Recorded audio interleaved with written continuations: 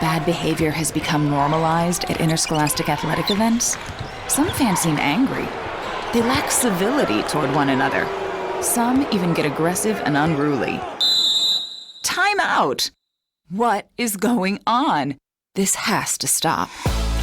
Let's not forget, school sports aren't just about winning.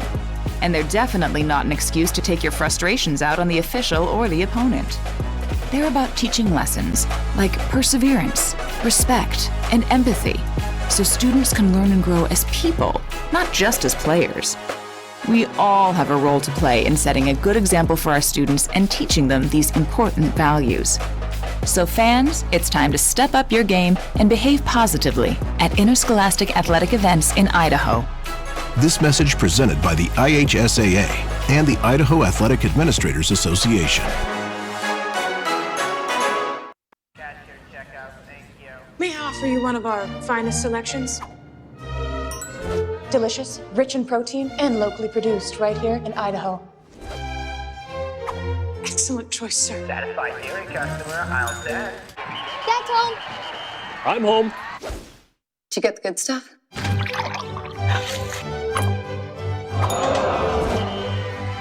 He's bringing it up. He's going in. He scores! Idaho's 529 can be used at any in-state or out-of-state 2- or 4-year college or university. Can be used at a trade school for an apprenticeship. Whatever it is that your kid is interested in, that's available for them to use the fund. I really like the flexibility. It gives Wild the opportunity to pursue a whole array of training. So whatever your child's passion is, you can support that. To learn more, go to idsaves.org.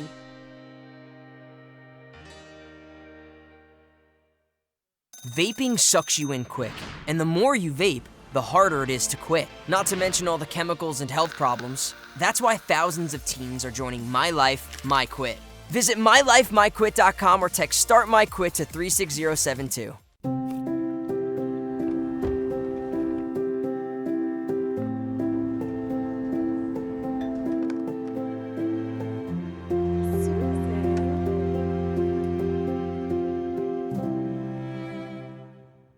It's that time again. At Valleywide Cooperative, we're here when you need us. For 100 years, we have been here to help you with food, fuel, and good old-fashioned advice. And for us, serving is more than a job, it's a way of life, which is why we pour so much into the communities around us. We've employed hundreds of your neighbors. We take pride in that, and in giving back millions in sponsorships, grants, donations, and scholarships. It's our way of saying thanks. We're Valleywide. And yesterday, today, and tomorrow, we're here for you.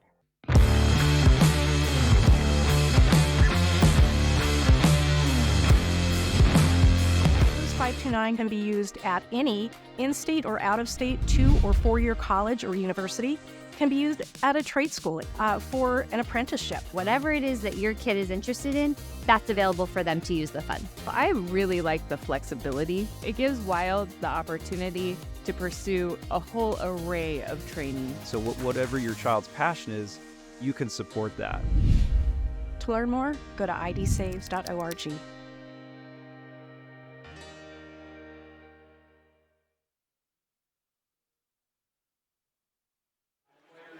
Good evening and welcome into this IdahoSports.com GameStreams production of the 2025 2A State Championship game.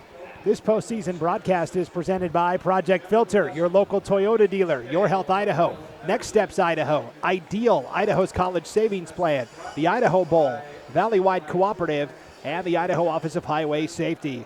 One final game for the 2A title and old familiar friends live from the Kibbe Dome in Moscow. It's the Logos Knights at 10-2 on the season, taking on their White Pine League rivals from Kendrick, the Tigers, looking for their 5th consecutive state championship tonight. They are a perfect 11-0 on the season.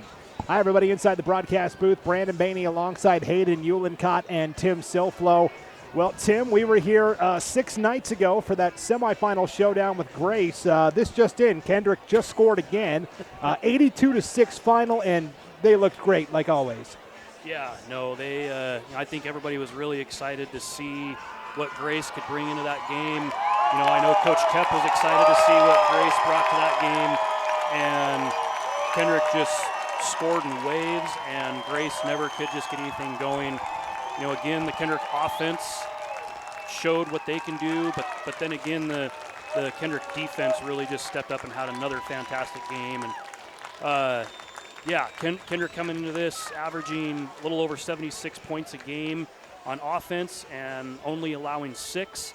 I do think that 6 is going to be a little bit tougher against a team like Logos. They're a strong physical running team. I know I talked to Coach Kep a little bit today and asked him, going back to the last game, what do you do today that's different? What do you take away from the other game? And he says, I don't think we're going to do a whole lot of things different.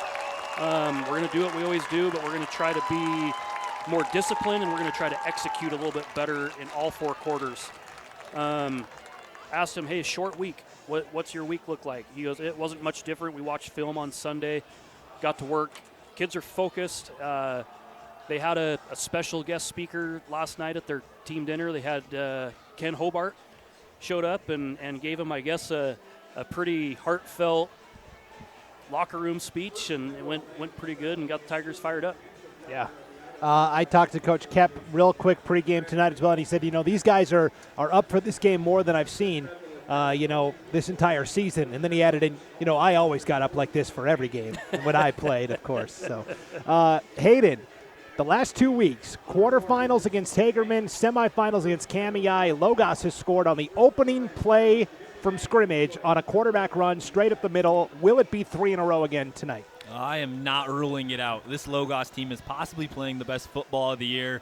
I thought that when they played Hagerman. I thought, this is the best game they had played, and they outdid themselves the following week against Kamiah.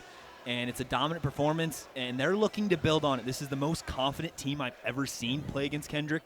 They feel really good coming into this football game. Nick Holloway made the reference, David and Goliath, but he said, David didn't grab, 40 stones. He grabbed 4. It's the little things that are going to get this job done tonight, and he feels really good about his group. Yeah, 800-pound Goliath standing in the way tonight. The Kendrick Tigers. Now, Logos has been the only team that, has beaten Kendrick over this dominant run of 4 championships in 4 years. They beat him last year in the regular season. Kendrick got revenge in the semis. And then this year, really tight regular season game. Logos actually led at halftime, and then going into the fourth quarter, it was I believe a 2-point game. And then Kendrick outscored Logos 28-0 in that fourth quarter. But that's why everybody says if there is going to be a team that does it tonight, it's going to be Logos. There's no question about it. We were, Tim and I myself were both at that game, and it was fun. It was a good football game. We don't see that too often with Kendrick.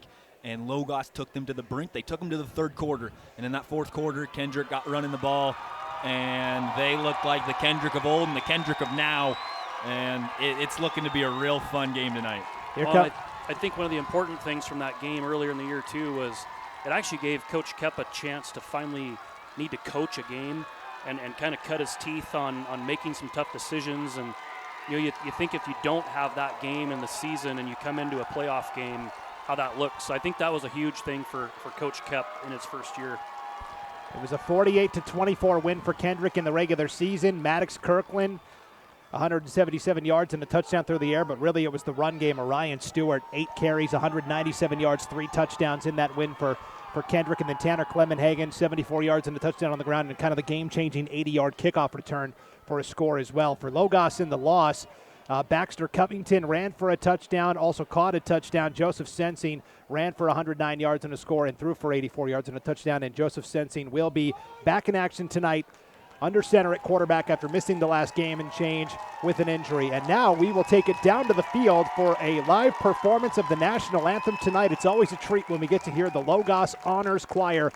And there's, 9 or 10 members of that football team that are going to sing the national anthem tonight as well. What a treat. Enjoy.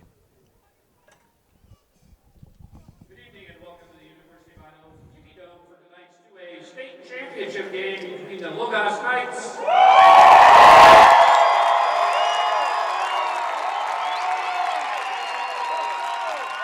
the Kendrick Tigers.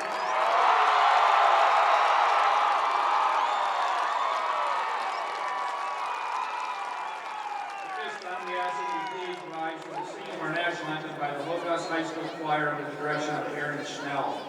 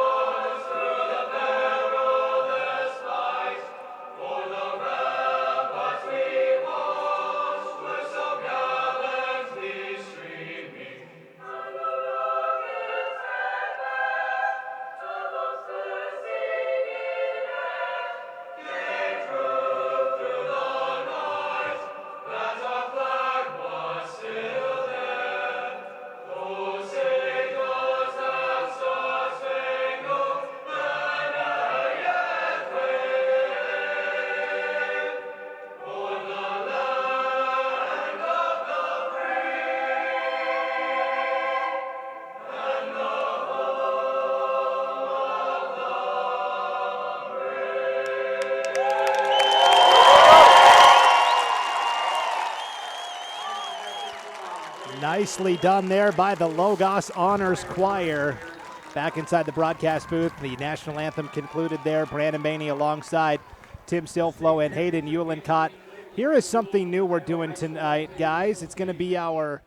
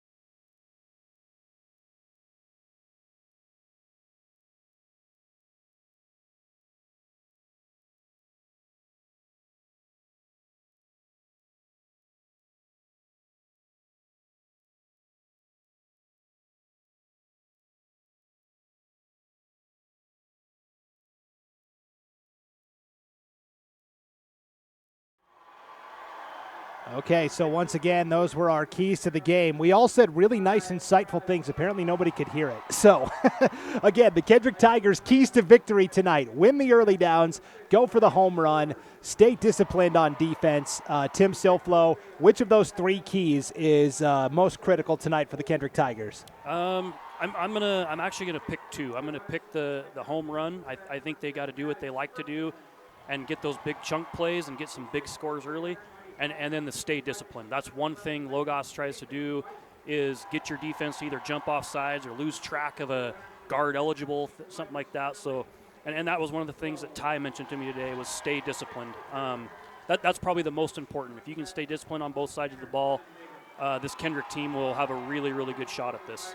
All right, Hayden, and our keys to the game for the Logos Knights tonight: controlled time of possession, stop the run / pressure Maddox Kirkland, no self-inflicted penalties. What's most critical? I think it's the no self-inflicted penalties. You know, this is a team that has had that problem in the past when they struggle, and Kendrick's a team that takes advantage of any of your mistakes. If you can stay ahead of the down and distance, you know, you're not ended up in 2nd and 15s. If you're 2nd and 2, 2nd and 3, you have a chance. Kendrick's a team that puts a lot of pressure on you. If you're 3rd and longs, Logos, that's not their strong suit. They want to run the ball, stay ahead of the chains, and if they do that, they're really going to have a chance in this ball game.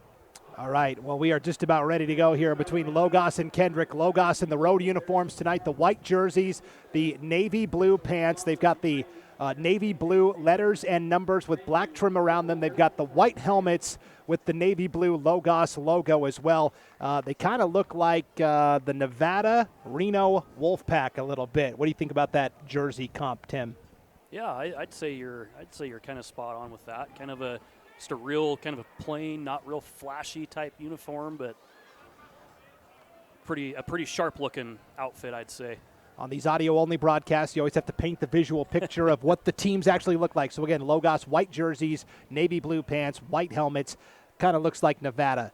And then the Kendrick Tigers in the home blacks, black jerseys, black pants, orange and white trim down the sides, white letters and numbers, orange trim around them. They've got the black shiny helmets with the orange tiger paw on them, just like the Clemson Tigers. Right, Hayden? That's a beautiful comparison, but you know what? It reminds me of the Kendrick Tigers. They built this brand, and, man, it looks good on them. No doubt. It looks like Kendrick won the coin toss. And so we are just moments away from the 2A state championship game live on IdahoSports.com from the Kibbe Dome. The Kendrick Tigers and the Logos Knights. There's been one team that has really challenged Kendrick this season. And again, you have to remember coming in, Kendrick on average outscoring the opposition by a fairly significant margin. They've outscored their opponents 839 to 66 this season. 24 of those 66 points were scored by the Logos Knights. And oh, by the way, the All-White Pine League team was released earlier this week. Pretty much every offensive starter for Kendrick made the first team, and a lot of them made the second team as well. In fact, between the two teams, all 11 spots on offense and 7 of the spots on defense between Kendrick and Logos. So the Kendrick Knights, the Kendrick Tigers will kick off to the Logos Knights. Kendrick will be kicking off left to right as you're listening to it, which means Logos will be working right to left.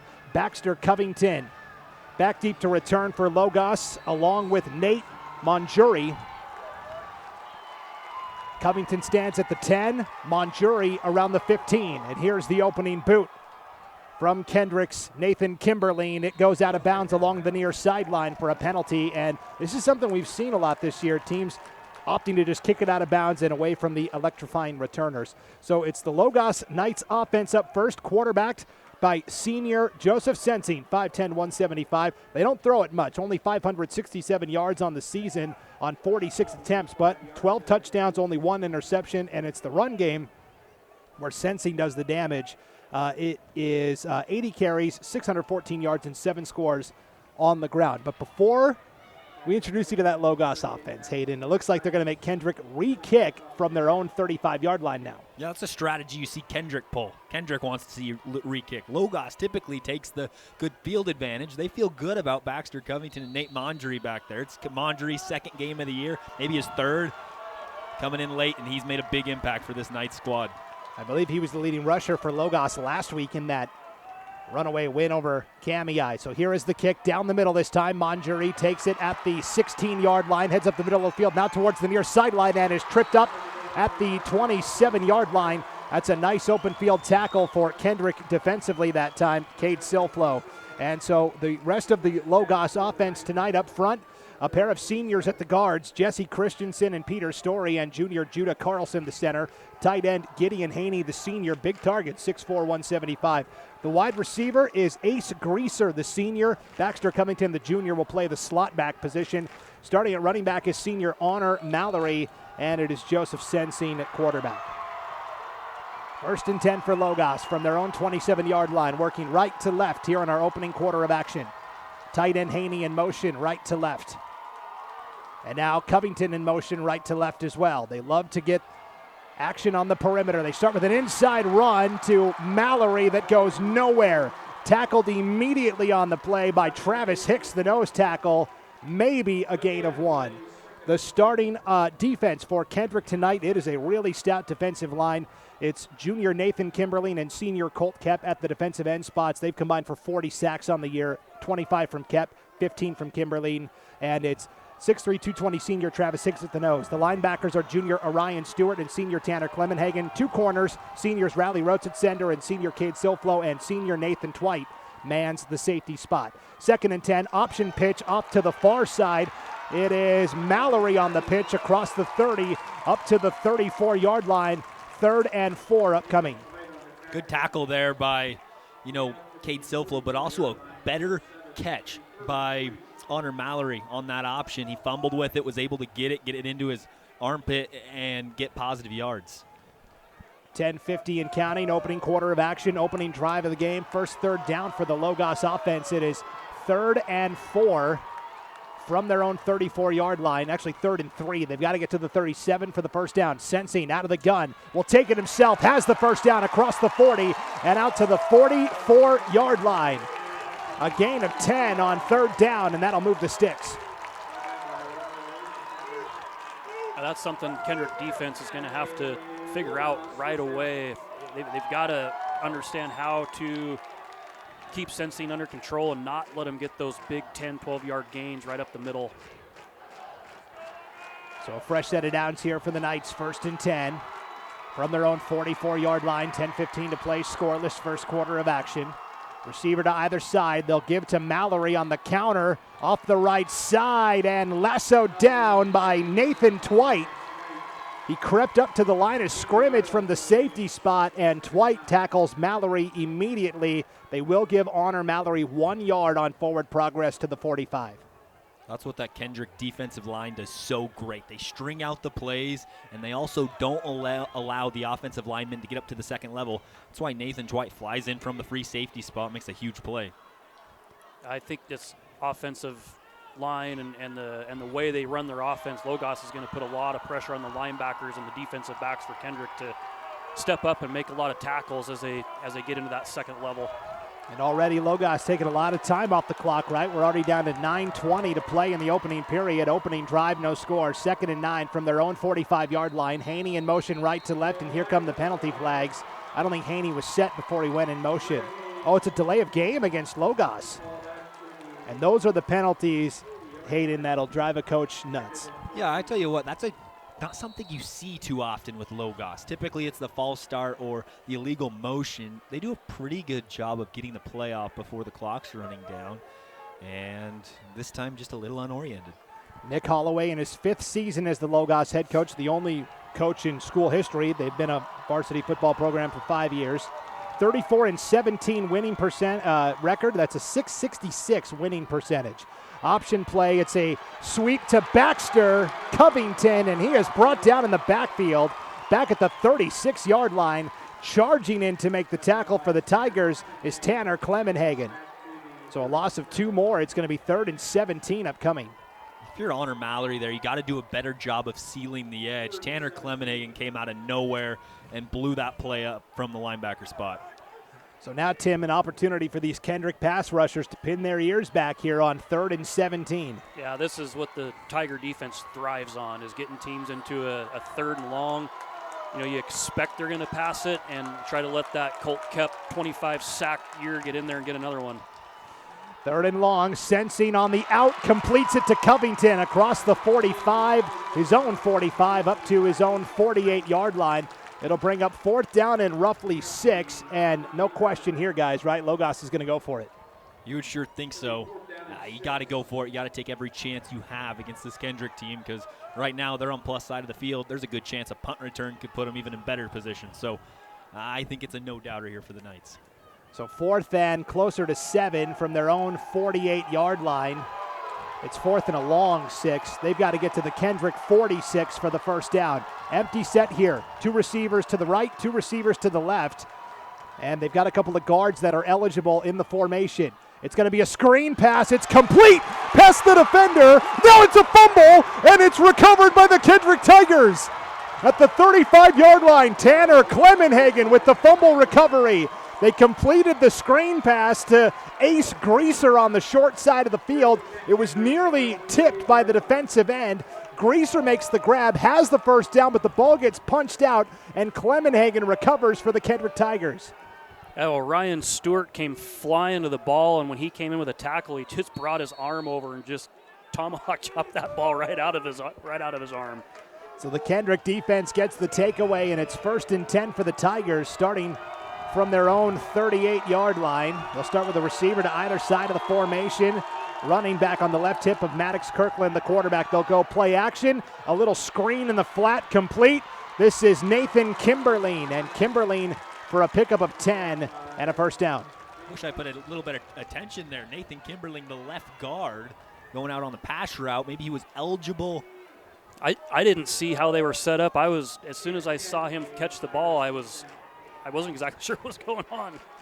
The Kendrick offense tonight, quarterbacked by Maddox Kirkland, the 6'2", 165-pound junior. All he's done is throw for 2,497 yards and 42 touchdowns. That last completion puts him over 2,500 for the season. 1st and 10 from their own 48-yard line. Hand off to Clemenhagen, slips a tackle, the 40, still going to the 35-yard line of Logos. That'll be enough to move the sticks for a first down. The rest of the Kendrick Tigers offense tonight up front on the guards. Senior Colt Kepp and junior Nathan Kimberline. Senior Travis Hicks is the center. The wide receivers are seniors Nathan Twite and Cade Silflo. The running backs are junior Orion Stewart and senior Tanner Clemenhagen. And at quarterback, it's the junior Kirkland.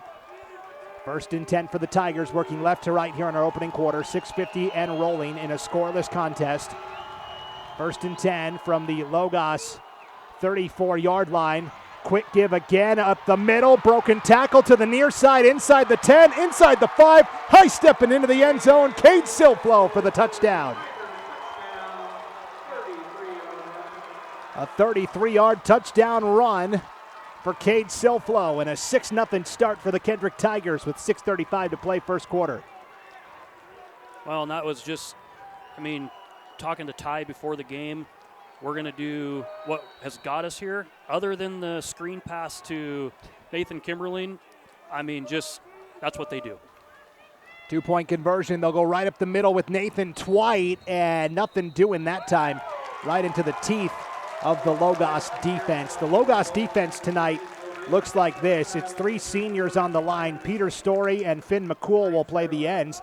Dane Wolszewski is the nose. The linebackers are senior Gideon Haney and sophomore Zane Holloway. The corners are junior Baxter Covington and senior Ezra Schaefer, and it's senior Ace Greaser at the safety spot. So 6-0 Kendrick, 6:35 to play in our opening quarter of action. They get the turnover, they get the touchdown. Lather, rinse, repeat. It sure is. You look back at that 2-point conversion. That was Ty Kepp's version of the Leighton Vander Esch formation. Put Nathan Twite back there, let him make some magic happen. Logos gets the stop. That's a huge 2-point conversion looking back later in this ballgame. Yeah, for sure. In a game like this, you've got to convert all those. While we have a chance, recognize some power boosters for Kendrick. Rivara Estate Vineyards and Winery, Strom Electric, George F. Brocky & Sons, University Auto Sales, Bearable Dentistry, and North Idaho Crushing. For the Logos Knights, it's Norm's Glass, Panhandle Heating, Forge Construction, and Forged Excavation. I drove by Forged Construction, the office building, and on my way into town tonight here in Moscow. Coming from the north. You guys both come from the south. The deep south, yep. The deep south, Cottonwood. Here's the kickoff by Kimberline. It's over the head of Monjuri into the end zone for a touchback. So 1st and 10 for Logos from their own 20-yard line. A pretty promising opening drive, Tim, but Ace Greaser with the fumble in Kendrick territory, and now behind it already 6-0. But you just have to continue to play your game. Yeah, no, keep playing your game. They can shake that off, but that is an opportunity. You might come back later in this game, and we might talk about that turnover again. That turnovers are going to be costly in a game like this. So 1st and 10 for the Knights. Again, working right to left here in our opening quarter of action. 6:35 to play in the first. 6-0 lead for Kendrick. Haney, the tight end, in motion right to left here. Sensing out of the gun, tailback on his right hip. They'll give up the middle to Mallory, and Mallory strung out. Gain of a half a yard, and that's it. Tried to go up the middle. That got shut off pretty quickly by Travis Hicks and Orion Stewart. Tried to bounce it outside, nothing doing. I tell you what, Travis Hicks, his coming out party as a senior, oddly, was last week against Grace. Had 3 sacks. He's had a really good start halfway through this first quarter. You said it perfect, Hayden, a coming out party. And I mentioned it last game against Grace. He's been battling for 3 years to get this opportunity, and it's great to see him finally putting it all together. No gain on that play. 2nd and 10 for the Knights from their own 20. Sensing will keep. Now a late pitch and an absolutely devastating tackle at the 21-yard line. Oh, goodness. That is Orion Stewart on the stick, and it's a gain of 1, a very painful 1 yard for Honor Mallory. He was absolutely shot out of a cannon right there. I didn't even see him coming. I would have liked to have been closer to hear that contact. 5.5 to play first quarter, 6-0 lead for Kendrick.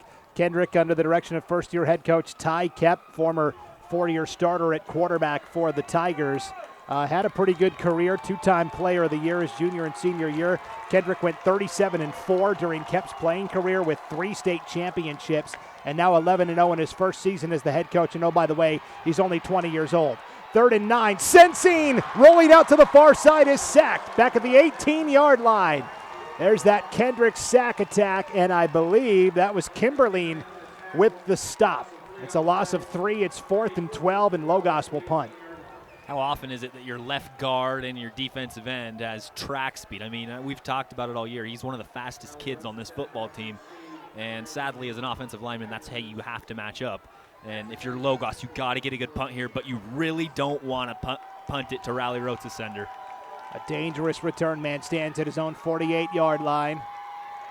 Logos will punt from their own 5. Baxter Covington to do the honors. End over end. Rotsasender over the shoulder catch around the 42-yard line. Has plenty of turf to work with. Across the 50. Heads up the near sideline with a block across the 40. And a good return out to the 39-yard line. Penalty flag comes in from the back judge at the end of the play here. We'll see what the call is.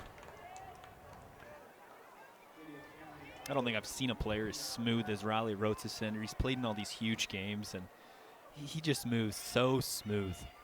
He was our IdahoSports.com player of the game in last year's state championship game. Block in the back against Kendrick, so mark it off 15 yards from where the penalty occurred. Be closer to midfield here. That's huge for Logos. That is huge for Logos to be able to get that. Now you have to force a negative play on first down. Or at least not a positive play. Let's put it that way. Don't give up 10 yards. Don't give up even 2 or 3, right? Keep it at the line of scrimmage. 1st and 10 for the Tigers. 4:17 to play first quarter. Kendrick leading 6-0. 1st and 10 from their own 47-yard line. They'll give inside to Clemenhagen and nowhere to go. Stuffed right at the line by Josh Prince. And that edge was set by Finn McCool. He was the one to first get there. That's all kudos to Finn McCool there, causing the destruction on that first opening play, and does exactly what Logos is looking for. We already see Logos changing out the defensive line personnel. Wilszewski was at the nose. Now it's Peter Story playing the nose, and Prince has come in at defensive end. 2nd and 10. Kirkland, curl route complete to the far side. That's Twite. Outruns his man. Down the sideline. The 20, the 15, the 10. Into the end zone for the Kendrick touchdown. That is a 53-yard touchdown. And again, it was a simple 10-yard curl route to Nathan Twite. And the defensive back, Covington, Covington in coverage there. Once he missed the tackle, nobody was going to catch Twite. No, I think Nathan Twite just showed right there why he got voted for Player of the Year. He just a simple play, get him the ball, let him just use his athleticism and go score a touchdown. Nathan Twite was the White Pine League Player of the Year, and rumblings are he may be the 2A State Player of the Year when it's all said and done as well. They hand off to Clemenhagen on the 2-point try. Again, he is stuffed, so Kendrick 0 for 2 on 2-point conversions tonight, but they're up 12-0 with 3:35 to play in the first. Strom Electric has been serving the Palouse and Camas Prairie region since 1938, providing electrical wiring for all sizes of project, electrical motor repair, and well pump installation. Strom Electric is licensed and insured in Washington, Idaho, and Montana. When it's time to renovate your home, business, or to install a well water pump system, call them at 208-835-2331. Strom Electric, strong supporters of local high school sports. Good luck, Kendrick. And George F. Brocky & Sons would like to wish the Tigers good luck this weekend. Go get 'em, boys. Erber Auto works with a wide variety of customers, from college students pinching pennies to business professionals commuting cross-country. Whatever makes you unique, they look forward to partnering with you, getting to know your vehicle and ensuring that it is always ready to help you accomplish your goals. The team at Erber Auto in Moscow wants to wish the Knights the best of luck in the state playoffs. Brandon, I think it's not the script Logos is wanting, but you get the 2-point conversion stops. That plays dividends if you can move down the field and get a score. Yeah, that's incumbent upon you cashing in on some of your offensive possessions. Logos 0 for 2 on each of their drives so far tonight. A fumble in Kendrick territory and then a very quick 3-and-out. Here's the line drive kick. It'll be taken at the 7-yard line here by Monjuri, he hands off to Covington. Covington gets a block up the near sideline. The 35 cuts back in, trying to get to the 40, the spin, and he'll be brought down at the 39-yard line. So they run the old fake. Monjuri caught it on the left hash, and then he handed off to Covington, and Covington came around that left sideline and got a pretty nice return. I think Coach Kep's lobbying for maybe a possible block in the back on Cade Silflo right there. I think the reason they didn't throw the flag is the blocker of he kind of slowed up a little bit and maybe let Cade kind of run into him. I think Sam Rigney did a great job there. He didn't force it, kind of just was in the way. I don't know. Maybe I was just in the way. Yeah, no, I think you're right, Hayden. 1st and 10 for Logos from their own 39-yard line, working right to left with 3:24 to play first quarter, trailing 12-0. Sweet play off the right side for Monjuri, and Monjuri is able to get a couple. Boy, he had Ace Greaser out there leading the way, and the Kendrick defender that time, that was Keegan Anderson out there who slipped through and shed the block to make it only a 3-yard gain. Keegan Anderson been hurt for a couple games, and we saw him come back against Grace last week where he actually blocked a punt and then sacked him in the end zone for a safety. So 2nd down and 7 for Logos from their own 42-yard line. Pistol formation, bobbled snap. They get it off to Covington off the edge, right side, slips one tackle and a second across the 50, and enough for the first down. That's a pickup of 9, and it'll be 1st and 10 for Logos at the Kendrick 49-yard line. You know, Baxter Covington, 77 carries on the year. That's a workload compared to Logos, right? Maybe not to the rest of the state, you know, the Cooper Millers of the world, right?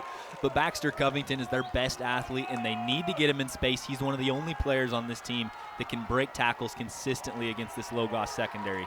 Yeah, he's rushed for 1,153 yards and 17 touchdowns on the season, averages 17 yards per carry. 1st and 10, inside give this time. This is Honor Mallory slamming ahead for a gain of 2 to the Kendrick 47. It'll be 2nd and 8.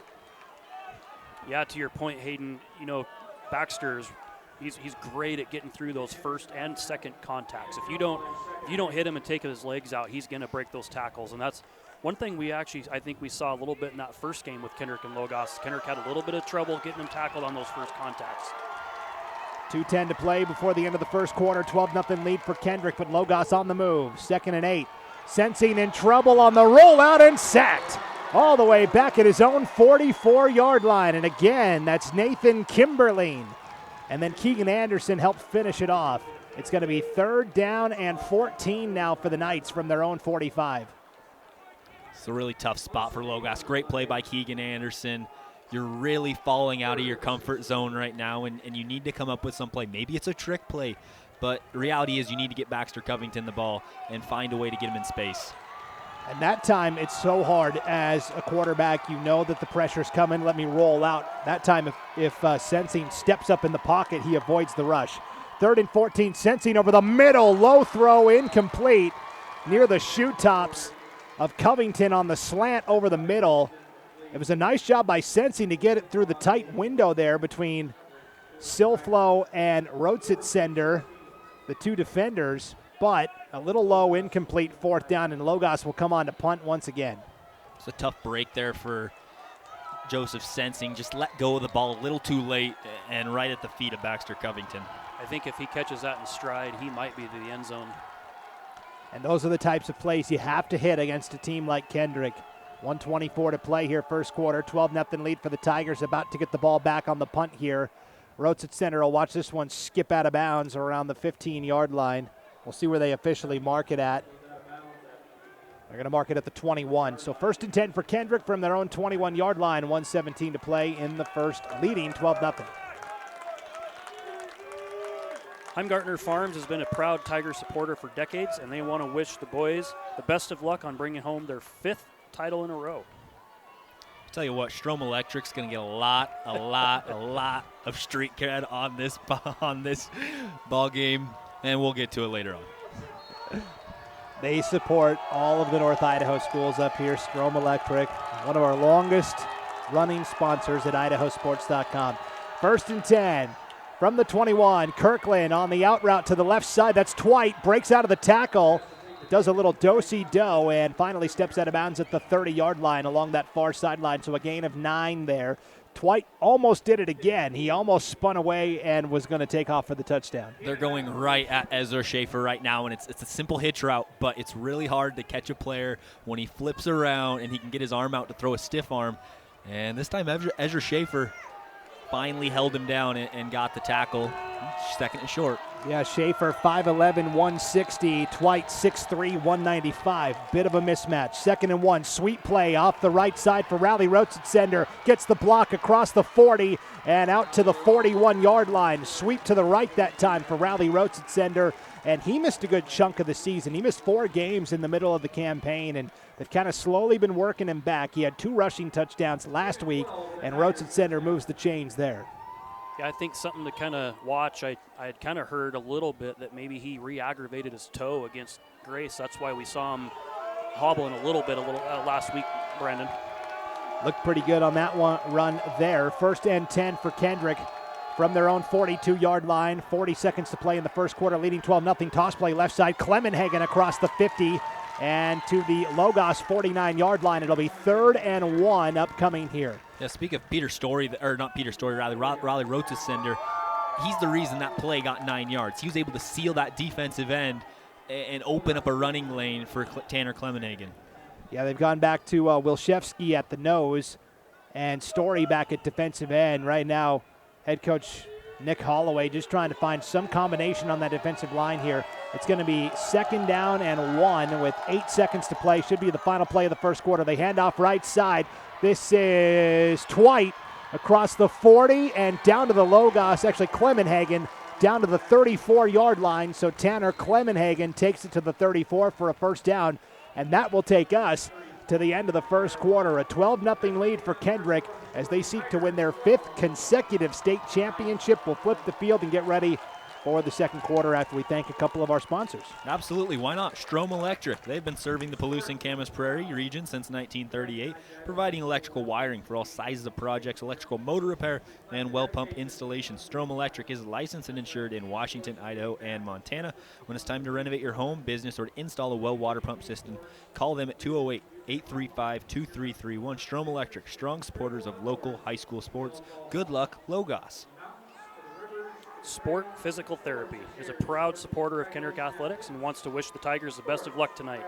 With over 100 years of combined experience, the team at Sport Physical Therapy Clinic is committed to helping patients heal and improve their physical health. They have 2 convenient locations in Lewiston, and their goal is to provide patients with individualized, excellent care and a friendly environment. And Rivara Wines, an award-winning estate vineyard and winery in Lewiston, Idaho, producing exceptional wines with ideal conditions. The team at Rivara wishes all the best to their Kendrick Tigers. So we flipped the field. Kendrick now working right to left in our second quarter. 1st and 10 for the Tigers from the Logos 34-yard line. Kirkland throws a little wide of Silflo on the near side. It was going to be just a little curl route at the 30, but Silflo had to dive for it and a little bit beyond his reach. 2nd and 10. So one thing Coach Kep told me today when we were visiting was he saw something on film that he likes with any of his receivers matched up with Ezra Schaefer. He told me they're going to go at him, and if they're going to get beat, they're going to make him beat them. They have been targeting that side of the field. We'll see if they go there again. 2nd and 10, option play. Kirkland pitches left side. This is Orion Stewart. High hurdles inside the 25, and then Army crawls his way across the 20 to the 19-yard line. That is a gain of 14 and a 1st down. First running attempt for Orion Stewart this game, and he is such a breath of fresh air from Tanner Clemenhagen. You just get in, and it's even faster. It's even stronger. He is such a luxury to have for this Kendrick group. Yeah, it's like thunder and lightning, right? Clemenhagen's the hammer, and then Stewart's kind of the fleet of foot, change of pace guy. 1st and 10 from the Logos 19. Kirkland back to pass, throws the fade to the end zone near side. It's just beyond the outstretched fingertips of Riley Rotsitsender. They were trying to go to that back pylon on the near side and just a little bit beyond his grasp. Yeah, he just missed that by a foot. Those are the balls you don't see Riley miss very often, but credit to Ezra Schaefer there. He made Riley just a little uncomfortable and causing that incomplete pass. That's typically a ball Riley comes down with. And we've now seen, like you said, they're going to go to Schaefer's side of the field. We've seen Twite, Silflo, and now Rotsitsender. They're comfortable with any of their receivers in that matchup. 2nd and 10 from the Logos 19. Quarterback draw for Kirkland up the middle inside the 15 and down to the 13-yard line. coming up to make the stop for the Knights that time was the sophomore linebacker Zane Holloway, son of head coach Nick Holloway. His older brother, Gunnar Holloway, great 3-year starter at center and at middle linebacker. He's now playing at Montana Tech University, the undefeated Orediggers in the Frontier Conference. They're on bye this week. Coach gave the players a couple of extra days off, so Gunnar was able to drive over here tonight to watch his dad and younger brother play and coach.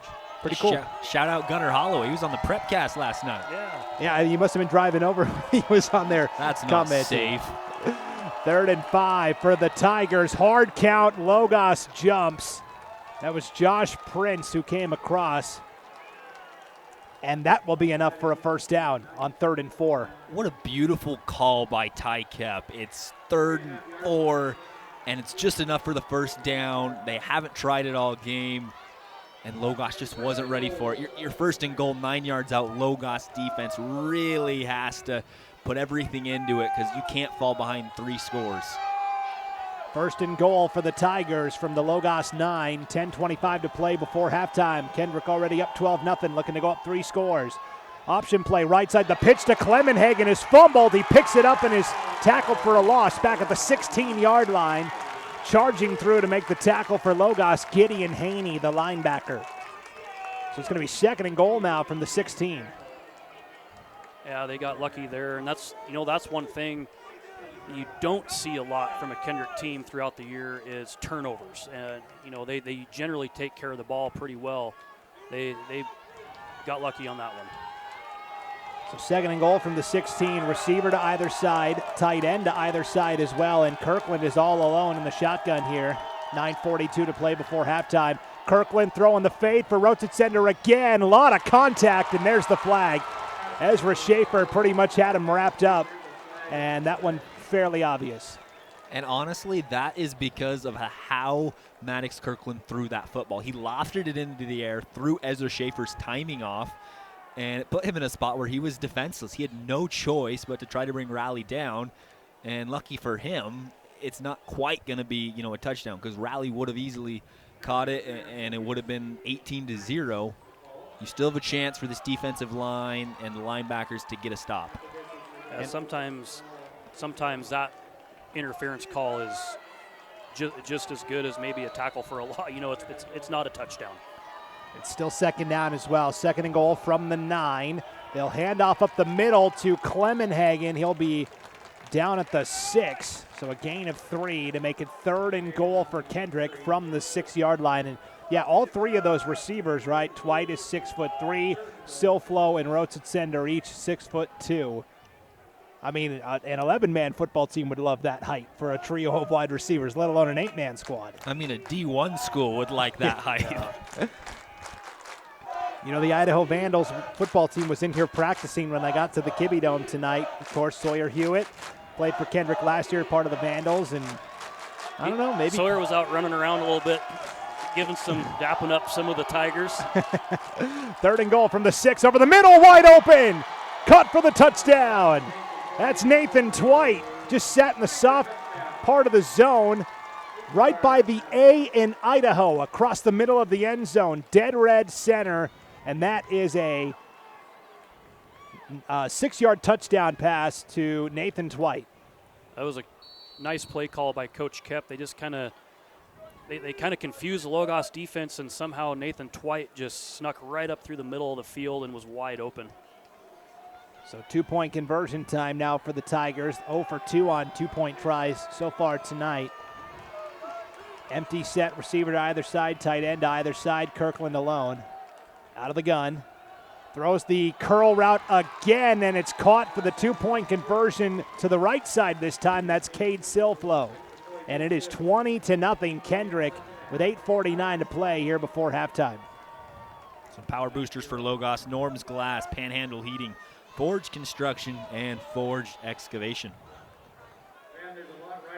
And Sport Physical Therapy is a proud supporter of Kendrick Athletics and wants to wish the Tigers the best of luck tonight.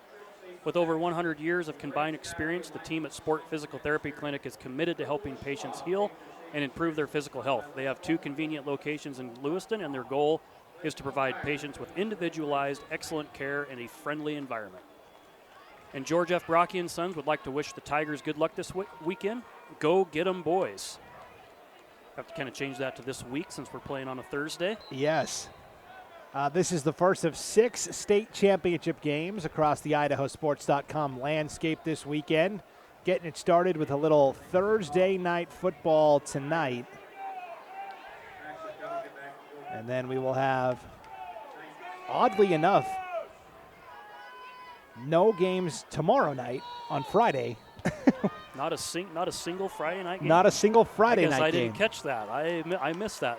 And then we will have... we have Monday night But then football. we have a Monday night football. That's right. Yeah. It's been a hot topic of discussion around the water cooler this week. Line drive, kick, taken at the 8-yard line by Monjuri. Makes one man miss to the 20, makes a second defender miss, still going, and finally popped at the 21-yard line. First contact made for Kendrick by Ryan. Actually, that's going to be Blake Morgan on the special teams tackle. Nifty footwork from Monjuri, though, and a return out to the 23-yard line where it's 1st and 10 for Logos. Logos now working left to right here in our second quarter. 8:41 to go before halftime, staring down a 20-0 deficit. And, oh, by the way, they're kicking off to start the second half. Must-score drive here. 100%. You got to get positive yards on these first couple of gains. Find a way to work north and south. We can't be going east-west. We're not getting positive yards. Kendrick does too good of a job stringing it out. 2 receivers to the right, tight end to the left. Sensing, actually Covington in there at quarterback now. Takes the snap and hands off. It is a gain of 2 up to the 25-yard line, and on the run for Logos that time was Miles Miller. Miles Miller's a dude you're going to see throughout this ballgame. He ran really well against Kamiai. He's another one of those guys that runs north-south. It's harder said than done against a team like Kendrick when you have, Tanner Clemenhagen and Orion Stewart sitting 3 yards out. I think that's part of what makes Logos so good is they have just a committee of running backs that can come in and they don't get tired. And when you have fresh legs for every run, it's a huge advantage. And again, Sensing nowhere to be found. Covington is now in at quarterback here for the Knights. 2nd and 8.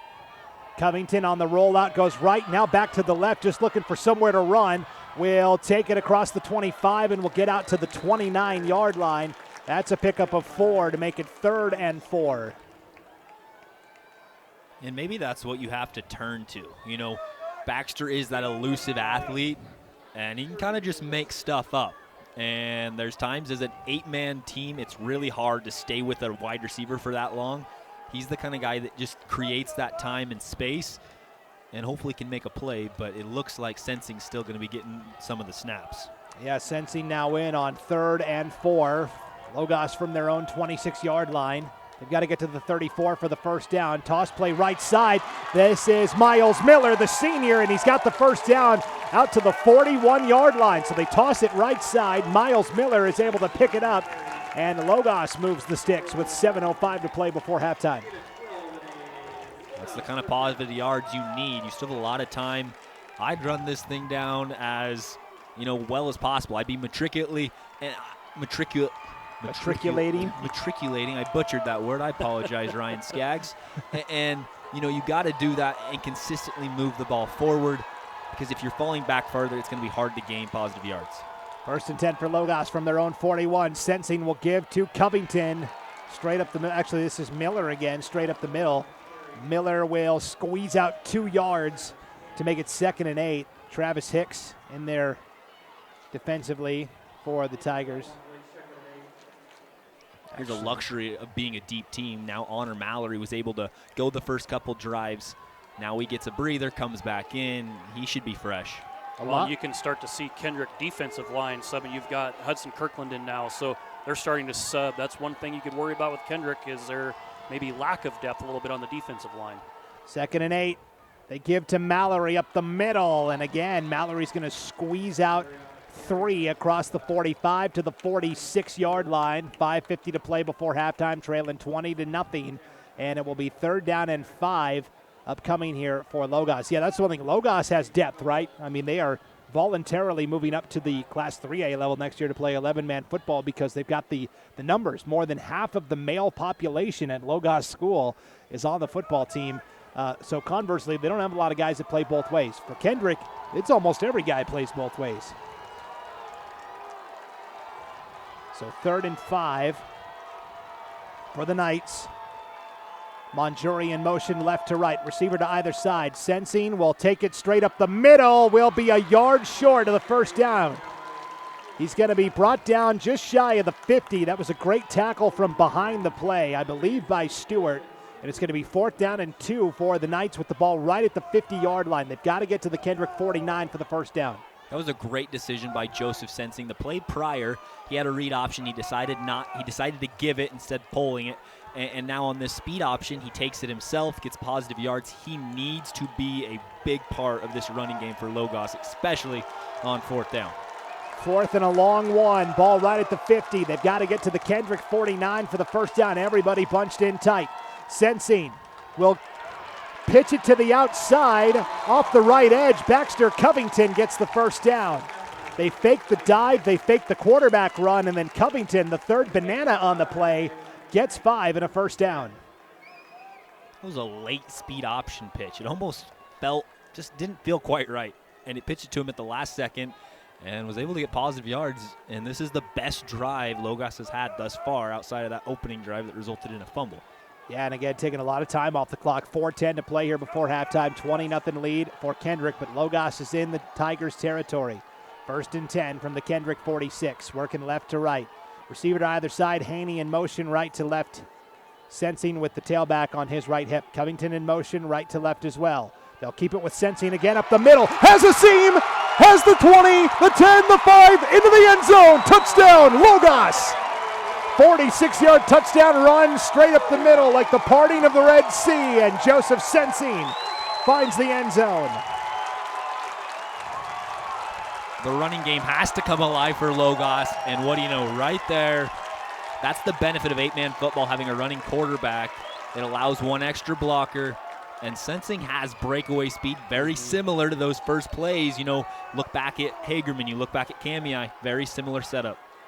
Yeah, it might have been the exact same play there. Sensing was able to find the seam, and now Logos is going to spend a timeout here on the 2-point conversion with 3:48 to play before halftime and trailing 20-6. I don't hate that. I actually really like it.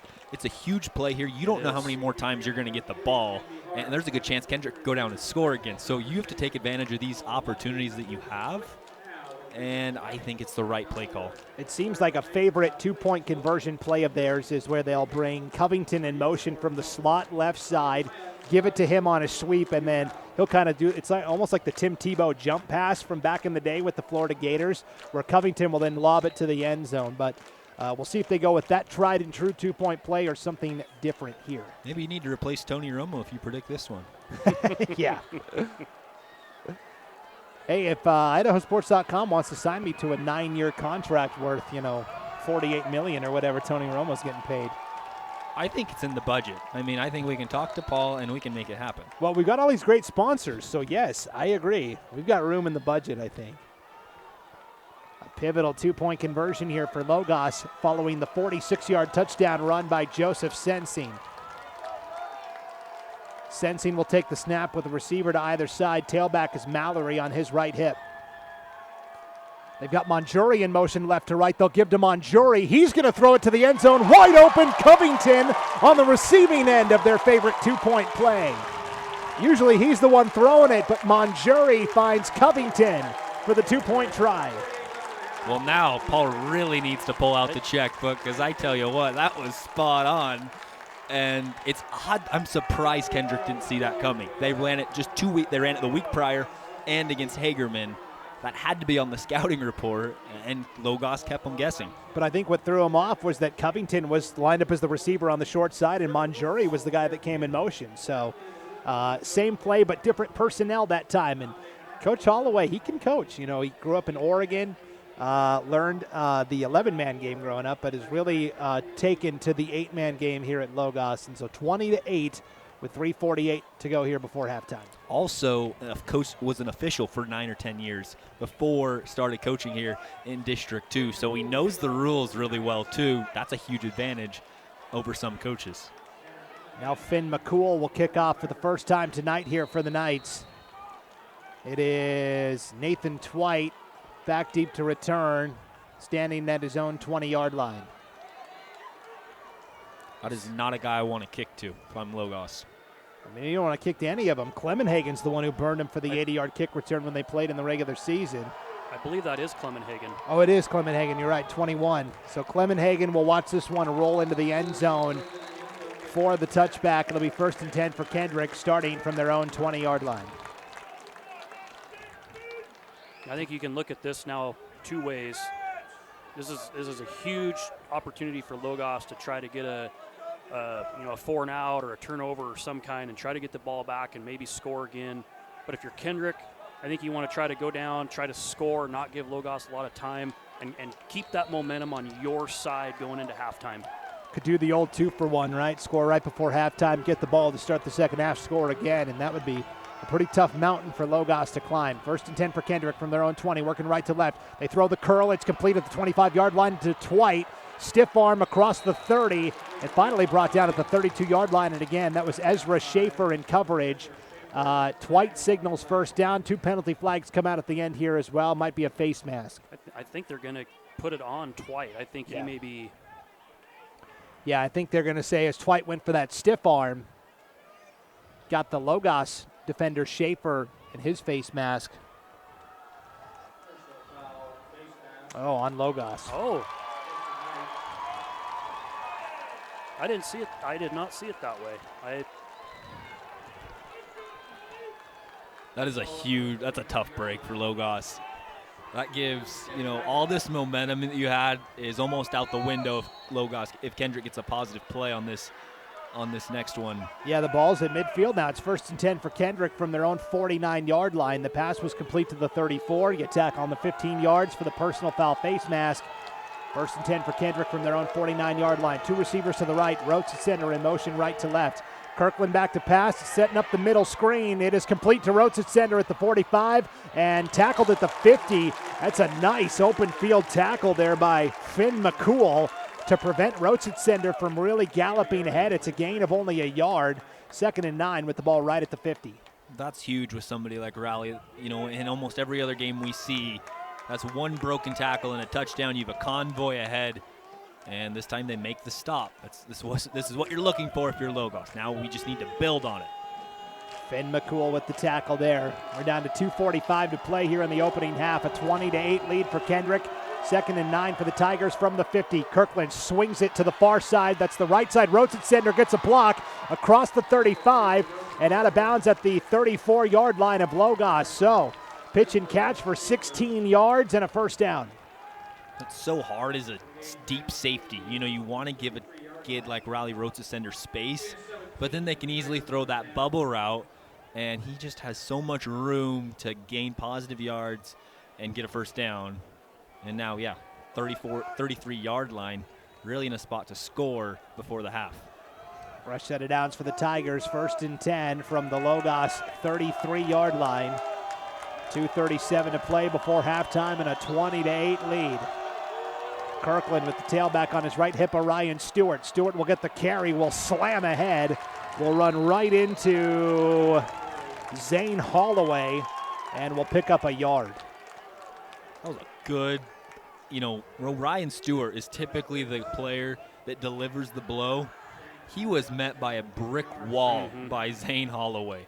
You don't see Orion Stewart pop back very often.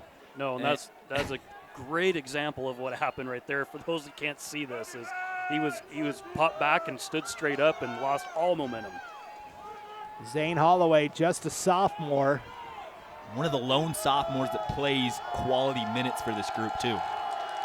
Orofino, Priest River, St. Mary's. Take note, 2nd and 9. Kirkland hit as he throws, going deep. It is a diving catch inside the 5, hauled in by Orion Stewart. 1st and goal for Kendrick at the 5. Kirkland was demolished as he threw that ball, put a lot of air under it, and right down the middle of the field, Stewart has to go full extension dive to make the grab, but he hauls it in at the 5. Put that in your notes for a possible play of the game or play of the week. That was a fantastic catch, and good on Maddox for standing in there and taking that blow as well. Peter Story's dumbfounded. That ball didn't somehow end up in the hands of a Kendrick receiver. And here we go, Nathan Twite. Nathan Twite in as the Wildcat quarterback here. First and goal from the 5. A minute 20 to go before halftime. Kendrick taking all the time off the clock that they can here, leading 20-8. Twite ready, will take the snap up the middle to the 4, and that's it. Logos slams the door shut. Keep in mind in that formation, Nathan Twite can throw the football. He played quarterback for, he was a quarterback in 4th and 5th and 6th grade, a little bit in junior high, and I think even a little bit his freshman year. You're so absolutely he can right. throw the ball. He was the expected quarterback potentially if he didn't get hurt last year. And Maddox steps in and obviously flourishes, but Nathan Twite, yeah, he's a very talented athlete. 40 seconds to play before halftime. 20-8 lead for Kendrick, trying to steal another score here before the halftime break. It is 2nd and goal for the Tigers from the 4. Kirkland back in there at quarterback, will take the snap, will throw the out. It is incomplete. The flag comes out for pass interference in the end zone again. They were trying to go to Cade Silflo on the out route. It was actually pretty well covered there. Schaefer underneath, and then Ace Greaser over the top. Silflo trips and falls, and I think this one's going to be against Logos. It's a bang-bang play. Ezra Schaefer, I don't want to say he did anything wrong there. He almost could have had a pick 6 if he put on the brakes quicker. And it's unfortunate, but when you have an offensive player like that fall down, that call is going to go against you every single time. And they call it holding on Logos. Defensive holding, not pass interference. So it's 2nd and goal from the 2 now for the Tigers. 26 seconds to play before halftime. They fake to Stewart to the right. They go with Kirkland to the left into the end zone for the 2-yard touchdown. Maddox Kirkland from 2 yards out. And with just 23 ticks on the clock here before halftime, the Tigers get another score to go up 26-8. Maddox Kirkland doesn't run the ball often. And so when he does, the defense typically isn't ready for it. And that time, there was no one near him. Kirkland got the scoring started last Friday night in that semifinal against Grace. 1-yard touchdown run. Now the 2-point conversion here. 2 receivers stacked to the right. Twite, the lone receiver, to the left. Rotes at center now in motion right to left. They'll toss it to Stewart and will be blown up. Flag comes in at the end of the play as well. Gideon Haney in on the tackle for Logos. See what the call is here. I almost wonder if it's a blindside block on Nathan Twite. And that was an excellent job by Gideon Haney taking that hit and then being able to still make the tackle. Yeah, helmet to helmet there against Kendrick on the block. So Logos will decline that with 23 seconds to go before halftime. Logos will get the ball back here, 26-8. They trail. They do have 2 timeouts remaining as well. One thing we're going to talk about possibly later on tonight. Now, Kendrick's up to a full touchdown of unexecuted 2-point conversions. So 6 points are leaving off the board. That can be huge against a team like Logos in a state championship game. Yeah, and I believe the 3 times they've been snuffed out, it's all been runs, and the one they converted was on a pass for Kendrick tonight. Tigers now up 26-8. 23 seconds to go before halftime. Nathan Kimberline will come on to kick here for the Tigers from his own 40. Monjuri and Covington each standing at their own 14-yard line ready to return here. They did the handoff last time. We'll see what they have in store here on this kick return.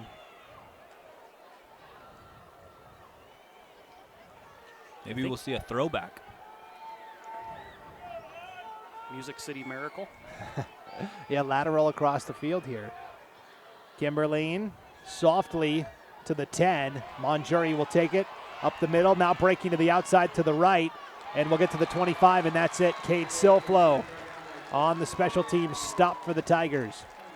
So 18 seconds to go before halftime. Logos does have 2 timeouts left in their back pocket. They're not like a big passing team here. What do you think they do? I think you try one play down the field. If you can't get it, I think you go to half, because the later you get into this game, the more risks you're going to try. The later you get into this half, the more risk you're going to try, and Kendrick feeds off it. There's a really good chance you could see a pick 6 if we get later. into this, 18 seconds if they take too many chances. Cade Silflo has 3 pick sixes on the season, one last week against Grace. 1st and 10 for the Knights. It is an empty set, 2 receivers to either side. And Covington, the quarterback, will take the snap, look for the sweep. Now will cut back across the 30, trying to make his man miss. Riley Rotsitsender will make the tackle at the 32-yard line. So Covington started to the left, worked back to the right, picked up 6 to make it 2nd and 4, and that will take us to halftime. So 26-8 lead for the Kendrick Tigers here at the halftime break. The Tigers looking for their 5th consecutive state championship. Logos looking for their 1st in school history. We'll take a break and come back with the halftime show. Right after this break, you're listening to the 2025 Idaho High School 2A State Football Championship game on IdahoSports.com.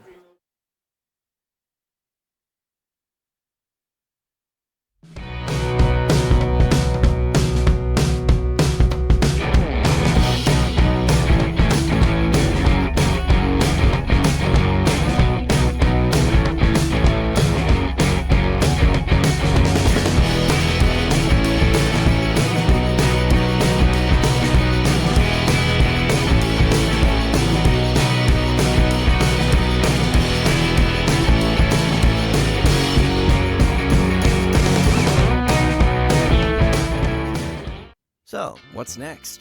Your path doesn't have to look like theirs. You can do this, or this, or this. Check out in-demand jobs in Idaho and get up to $8,000 to find your thing.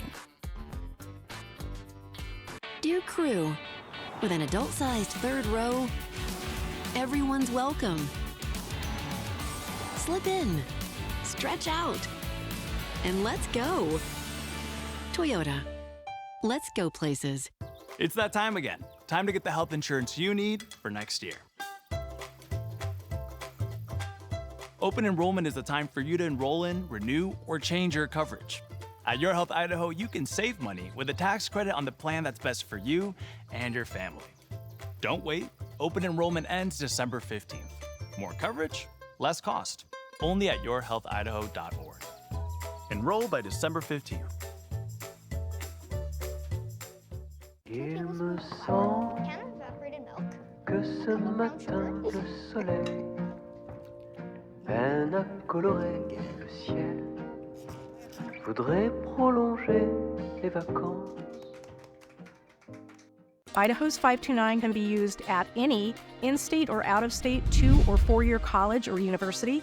Can be used at a trade school for an apprenticeship. Whatever it is that your kid is interested in, that's available for them to use the fund. I really like the flexibility. It gives Wild the opportunity to pursue a whole array of training. So whatever your child's passion is, you can support that. To learn more, go to idsaves.org.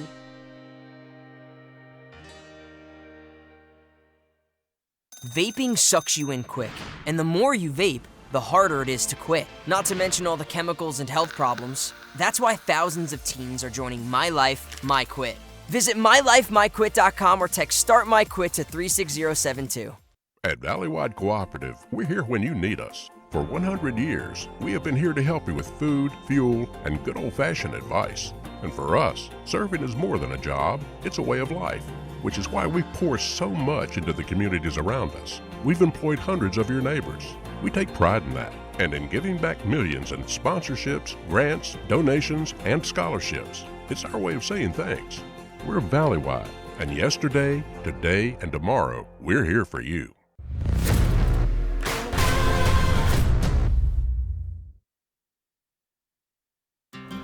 Dear Friday, we've got power tailgates to power game days, and a trailer backup guide. That's the champ of the ramp. Toyota trucks. Toyota. Let's go places. Every time that we get in the car, number 1, buckle up. Number 2, no phones. And number 3, pay attention to your surroundings. If I got in the car with my friends, I would definitely tell them to put their seatbelts on. I want to be able to get back home safely.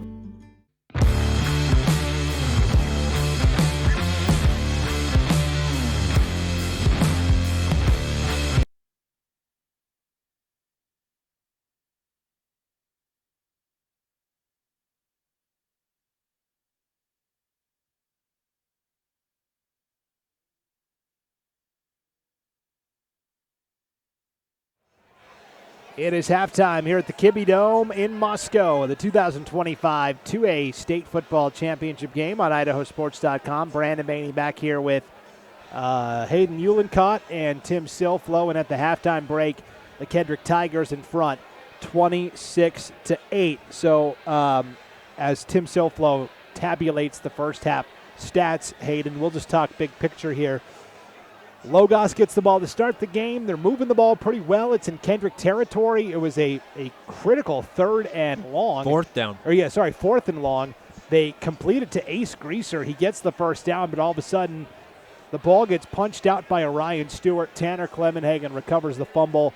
Kendrick then scores, and they have been, for Logos, they've kind of been behind the 8 ball ever since. Yeah, it throws them out of their game plan. They're a team that, we talked about it during the break. They're a team that wants to get 3-4 yards a carry, and that's good if you're winning. The second you fall behind, it makes those plays so critical. And I think Kendrick is playing very well right now. And I don't think Logos can say the same. There are things they're missing on right now, and they're wishing they could have played a better first half, because now you're in a spot, this second half kickoff to Kendrick is really going to decide the game. If Kendrick goes down the field and scores to start, and you're down 34-8, it's going to be really hard to come back. If you get a stop, though, you're in a real spot to come back, get a score, make a stop, and there's a ball game. But it's all going to come down to how these next few minutes happen in the third quarter. Logos' lone touchdown came on a 46-yard run by Joseph Sensing, kind of a QB keeper right up the middle. And for Kendrick, pretty good diversity tonight. Maddox Kirkland has run for a touchdown. He's thrown a couple of touchdown passes.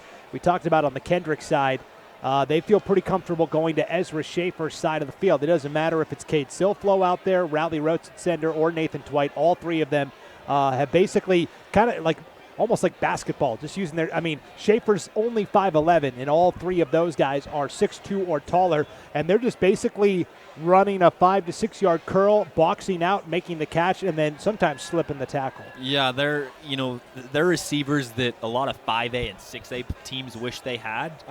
They'd be number one receivers on a lot of teams above them, and that's a huge testament to Cade, Rowley, and Nathan. But for Kendrick, the thing that they've done so much better in this game than what they did, however many weeks it was down in Moscow, well, I guess not too far from here actually, when they won that first opening game, was they're mixing in the run. Orion Stewart's getting a little bit of action. Tanner Clemenhagen still being consistent. They're not bailing on it, and that's what the difference maker was in that first game, was they fell away from it and relied on pass. Now they're able to mix it up. They're a team that wants to throw the ball. They trust their receivers. And in this ball game, they're able to do that. They are playing at a really high clip right now, and it's really a testament to how well Logos is staying with them, even though they're down 18.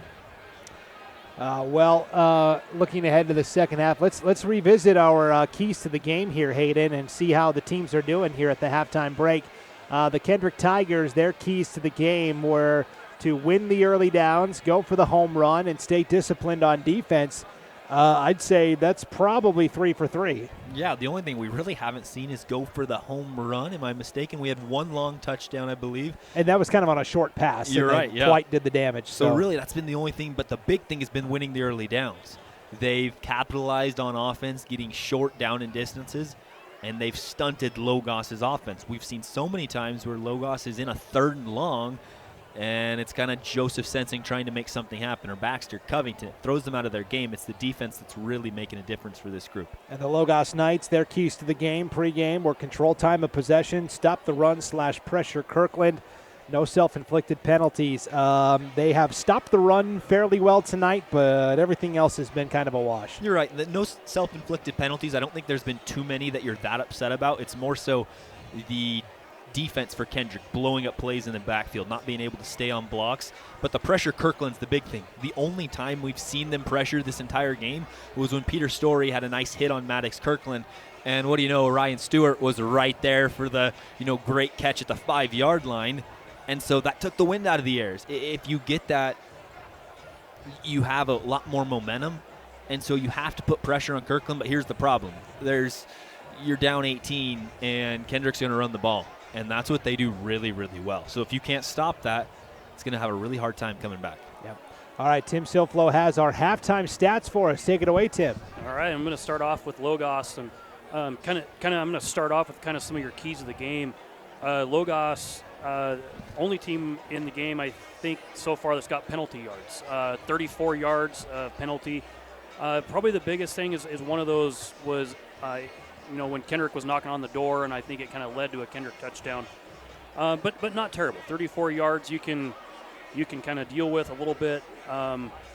Mallory has 7 carries for 13 yards. Covington, 5 carries, 21 yards. Sensing, 5 carries for 48 yards. Those numbers he'd have a little bit more, but he's been sacked a couple of times for some big losses. One of those was a big 43-yard run for a touchdown. And then Miller comes in with 3 carries and 16 yards. A total of 101 yards rushing and 1 touchdown for Logos.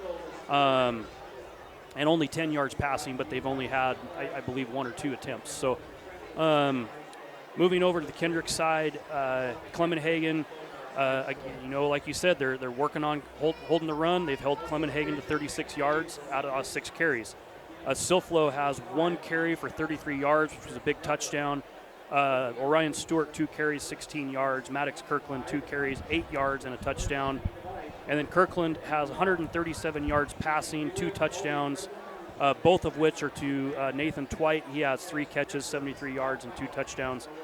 105 yards rushing total for Kendrick.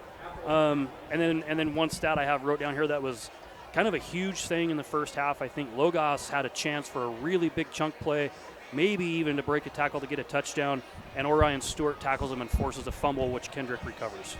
Yeah, that's the one takeaway so far tonight for either side. So as we get ready for the second half of action, let's thank all of our great sponsors here once again. Let's start with Logos. Let's do it. Strom Electric. They've been serving the Palouse and Camas Prairie region since 1938, providing electrical wiring for all sizes of projects, electrical motor repair, and well pump installation. Strom Electric is licensed and insured in Washington, Idaho, and Montana. When it's time to renovate your home, business, or to install a well water pump system, call them at 208-835-2331. Strom Electric, strong supporters of local high school sports.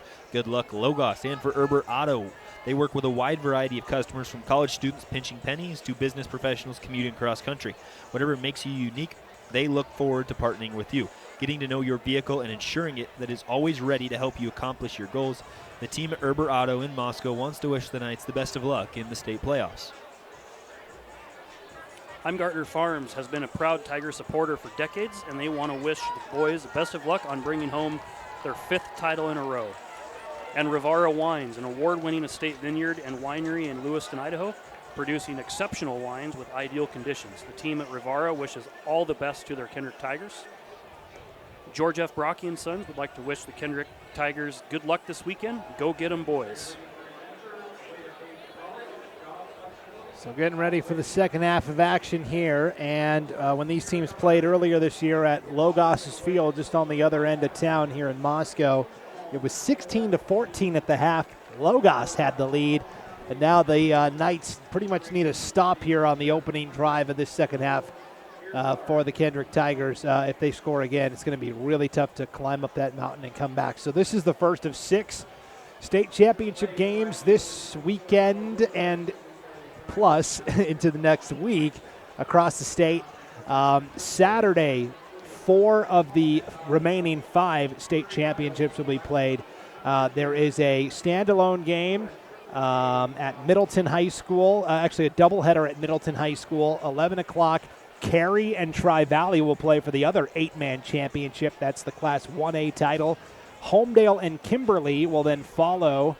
Ryrie and Nampa Christian will follow also in Middleton at 2 o'clock. And then there's a doubleheader inside the ICCU Dome down in Pocatello at Idaho State University. Homedale and Kimberly will play for the 4A championship at 1 o'clock. Timberline and Rigby will battle for the 6A title after that one at 4 o'clock. And then Monday night on the blue turf at Albertson Stadium at Boise State University, the 5A state championship. Monday night football, Hillcrest and Bishop Kelly. Of all of those remaining championships, Hayden, which one are you most excited for? Oh, it's no doubt Ryrie and Nampa Christian. You can't go away from the Nampa Christian Trojans right now. That team is playing so good. Peter Dice, Ian Johnson, Ben Knudsen. Shout out to those guys for making it to the state championship. But it's going to be a really fun game. 2 teams that haven't had a lot of state championship experience. Yes. And it's going to be just fireworks. I think there's a turning of the tide. Maybe at 3A, Nampa Christian is this spread offense, and the rest of East Idaho and West Idaho runs the wing T, and I think it's a really good matchup to see how these two teams play, and I'm looking forward to it. In the other game, Tri-Valley Cary, that is going to be fireworks with that two teams. That was the one I was going to agree with you on the Ryrie game, but I was going to go with Tri-Valley Cary. I love 8-man football, and I'm excited to see that. Cary, with all of their history of winning titles and just being good year in, year out. But, we had a chance to cover that Tri-Valley Deary game, and I'll tell you what, I think Tri-Valley has what it takes. They are a good football team. Cary and Tri-Valley met for the 2017 state championship. Cary won by a score, 50-42. And oh, by the way, I was talking to the Logos coaches pregame tonight. They're moving up to the 3A level next year, 11-man football. They said they've already put in the call to Nampa Christian. They said, we want to play the best. We want to go play Nampa Christian next year, so I love it for Logos. Logos kicking off here to begin the second half of action. Third quarter just about ready to begin. Finn McCool will kick off left to right. Tanner Clemenhagen stands at his own 12-yard line ready to return for the Tigers. Kendrick leading 26-8, looking for an unprecedented 5th consecutive state championship here at the 8-man level. Couple of 2A titles, couple of 1A titles in the mix. That ball comes out. It's fumbled and recovered at the 20-yard line. Logos recovers. Clemenhagen coughs it up, and it's Ace Greaser who emerges with the pigskin. 4 seconds into the second half, and that's the play that Logos needed. You're not kidding. We thought, a couple minutes into this game, that's going to decide what this second half looks like. No one thought 4 seconds. No one thought sure-handed Tanner McHagan would turn it over. And what do you know? The guy that fumbles the opening drive, Ace Greaser's the one who ends up with it. Sometimes football is poetry. 1st and 10 for the Knights from the Kendrick 19-yard line. Working left to right here in our third quarter of action. Sensing out of the gun. Will pitch it right side to Honor Mallory. Mallory will slither his way down to the 14-yard line along that near sideline. That is a gain of 5 to make it 2nd and 5. Wow, Tanner Clemenhagen, and I did not see who delivered the hit that jarred that ball loose. But Ace Greaser and Ezra Schaefer, the two guys that have kind of been picked on tonight in the Logos secondary, were the two guys that were right there to make the play. And it's Greaser with the fumble recovery.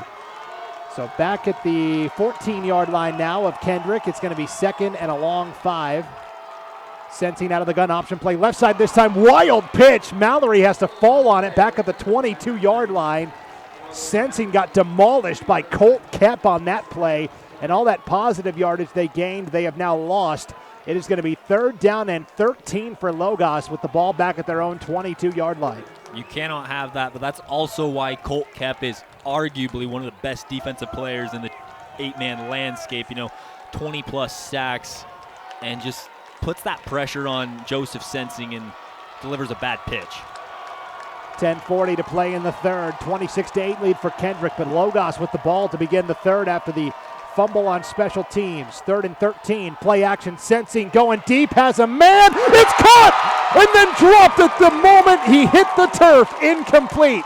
They were trying to dial up Monjuri on the skinny post, and he had the full extension grab, but as he fell to the turf, again, that A right in the middle of the end zone where it says Idaho, the ball comes out. So it's 4th and 13. I think this entire stadium thought touchdown, and then all of a sudden you just kind of see the ball go squirting out the back of the end zone there, and you hear you just hear the air sucked out on the Kendrick side, I think. So a timeout taken by Logos here with a critical 4th and 13 awaiting them, trailing 26-8 with 10:30 to play in the third. They've got to get to the 9 for the first down. The ball is presently at the 23.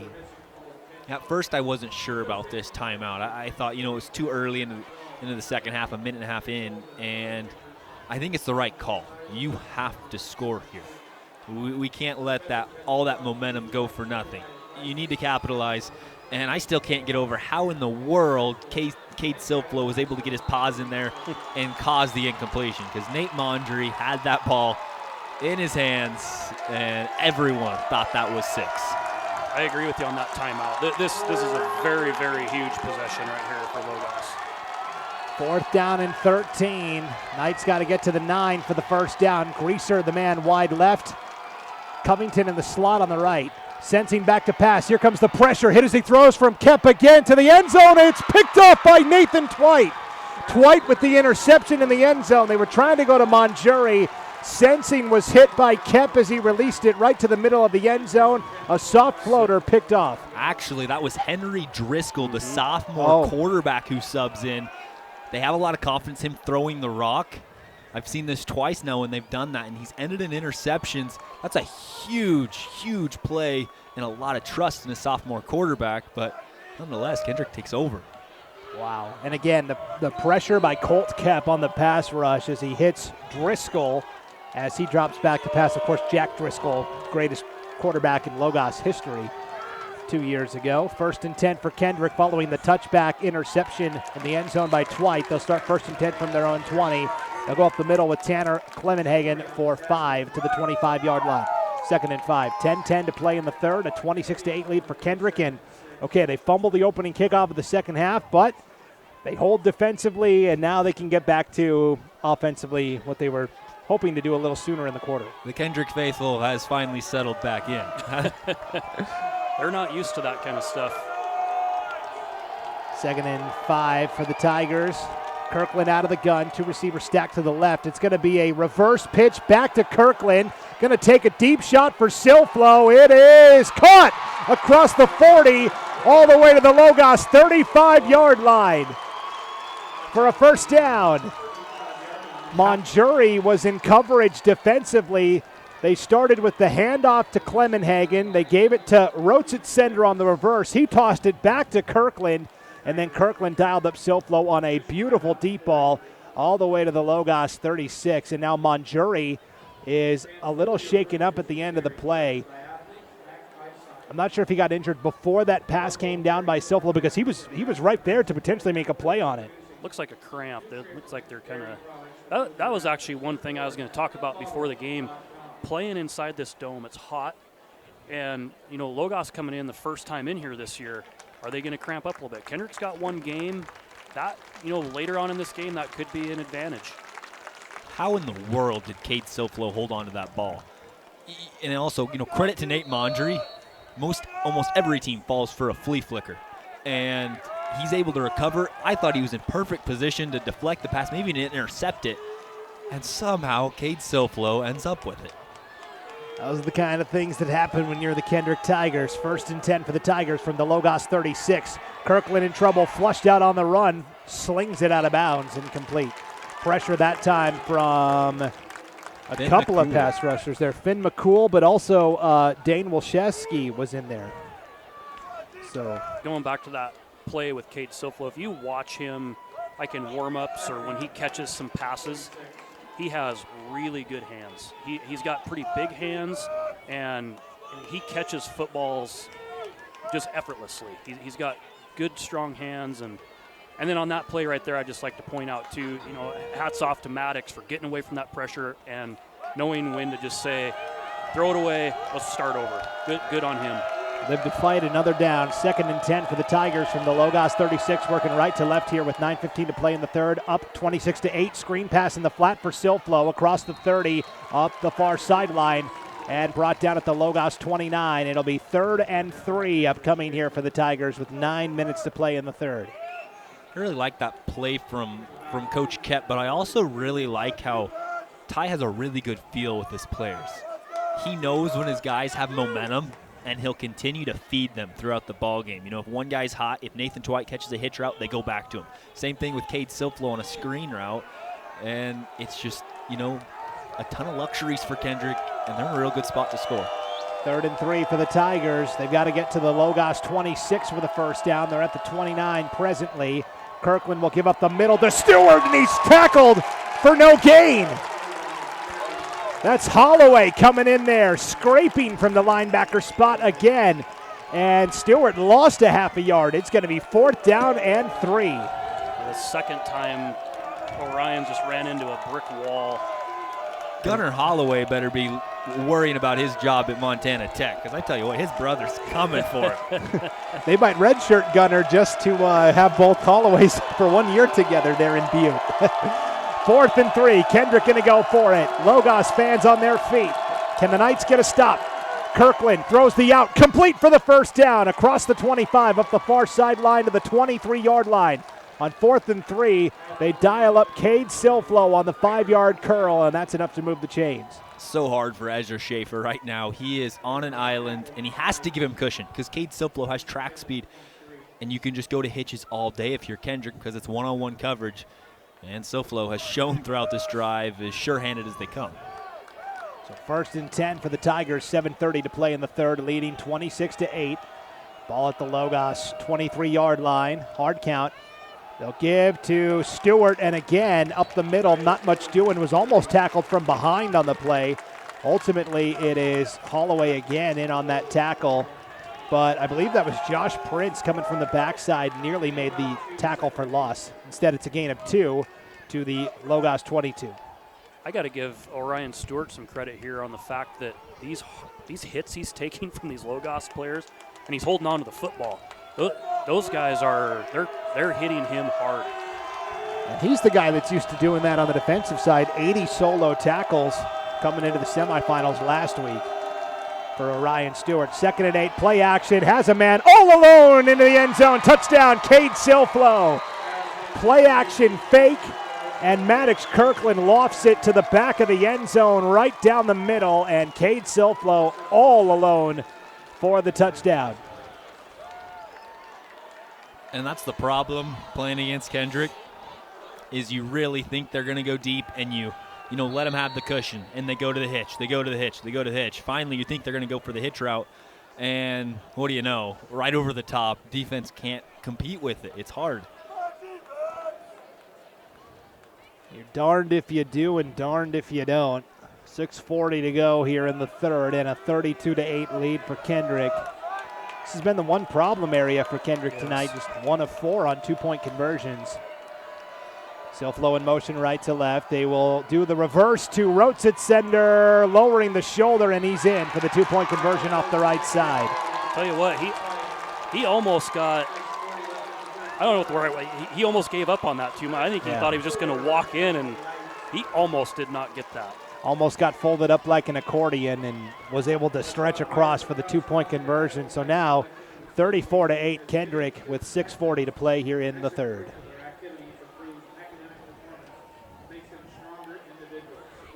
Start off with a familiar one here, Hayden. Strom Electric has been serving the Palouse and Camas Prairie region since 1938, providing electrical wiring for all sizes of projects, electrical motor repair, and well pump installations.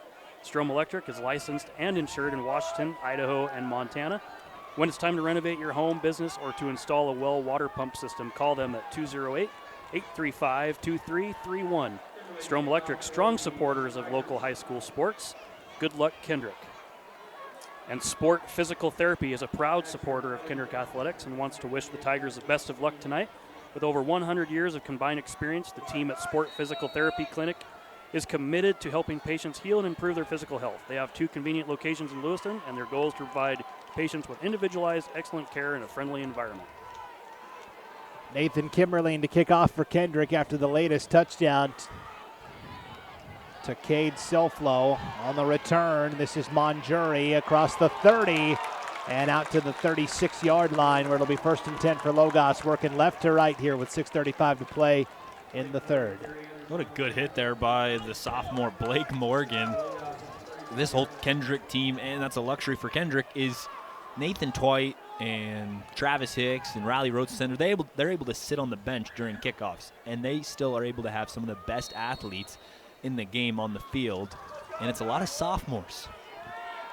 Yeah, you wonder why Kendrick is so good year after year. All these freshmen and sophomores have been playing a lot this year in a lot of those lopsided games.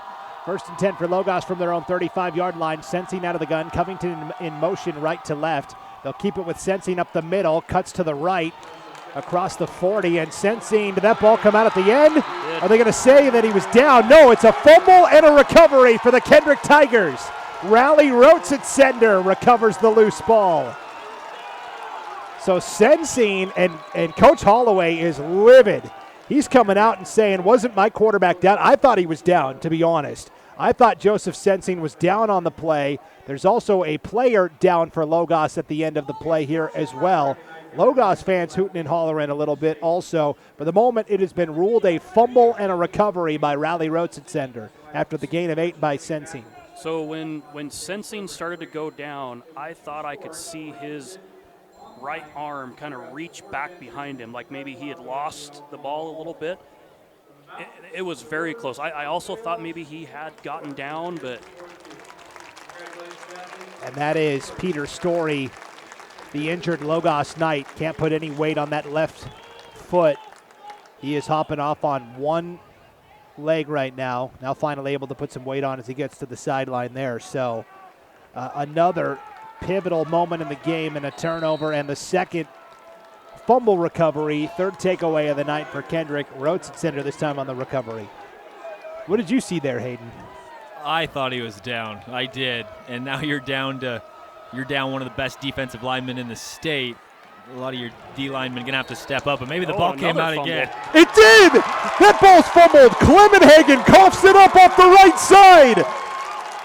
That's Josh Prince on the recovery. Only in there because Peter Story left with the injury. If you're Kendrick right now, you know, the fans might be saying he was down, he was down. No I don't way. think you can make the argument because Logos just got the same exact break. That's chaos. So back-to-back fumbles. Sensing fumbles for Logos, recovered by Rotsitsender. Very next play, Clemenhagen coughs it up, and Prince recovers for the Knights.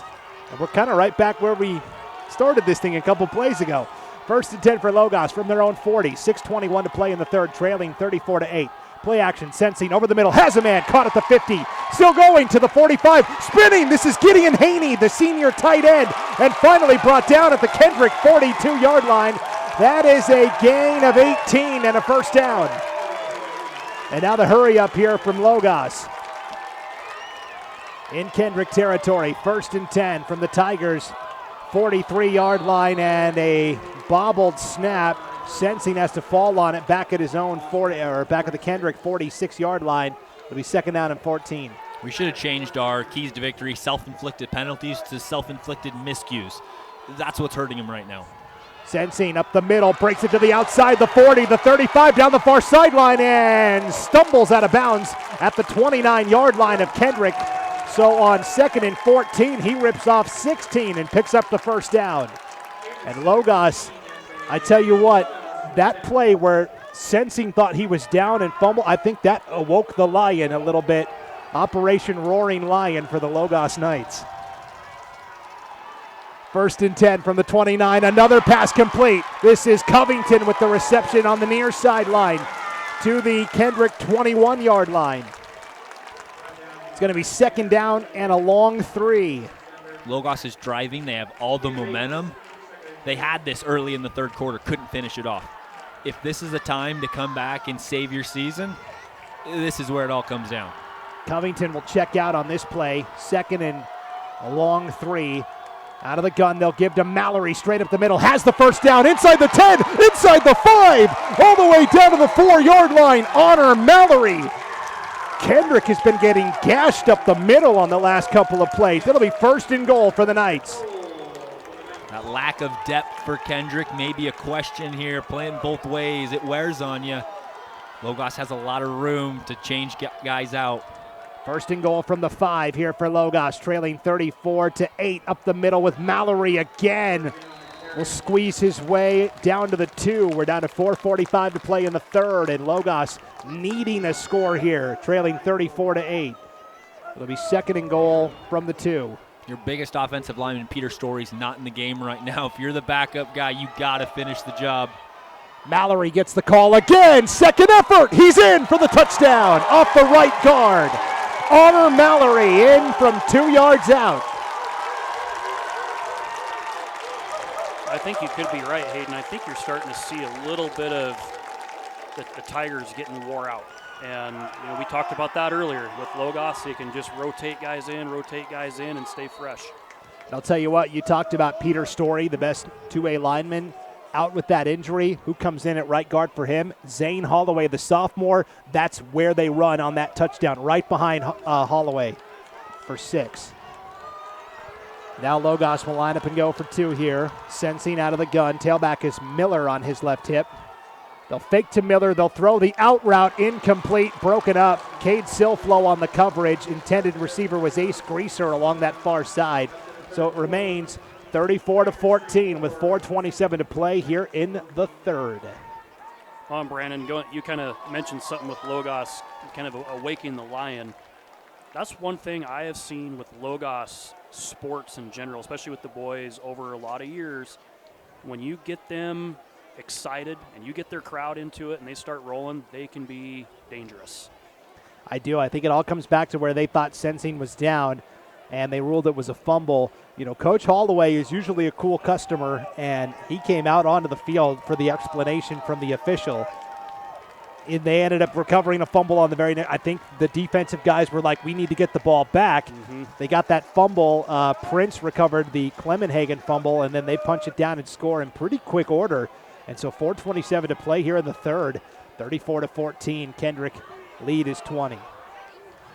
Erber Auto works with a wide variety of customers, from college students pinching pennies to business professionals commuting cross country. Whatever makes you unique, they look forward to partnering with you, getting to know your vehicle and ensuring that it is always ready to help you accomplish your goals. The team at Erber Auto in Moscow wants to wish the Knights the best of luck in the state playoffs. Finn McCool will kick off here for Logos. Does he boot it deep?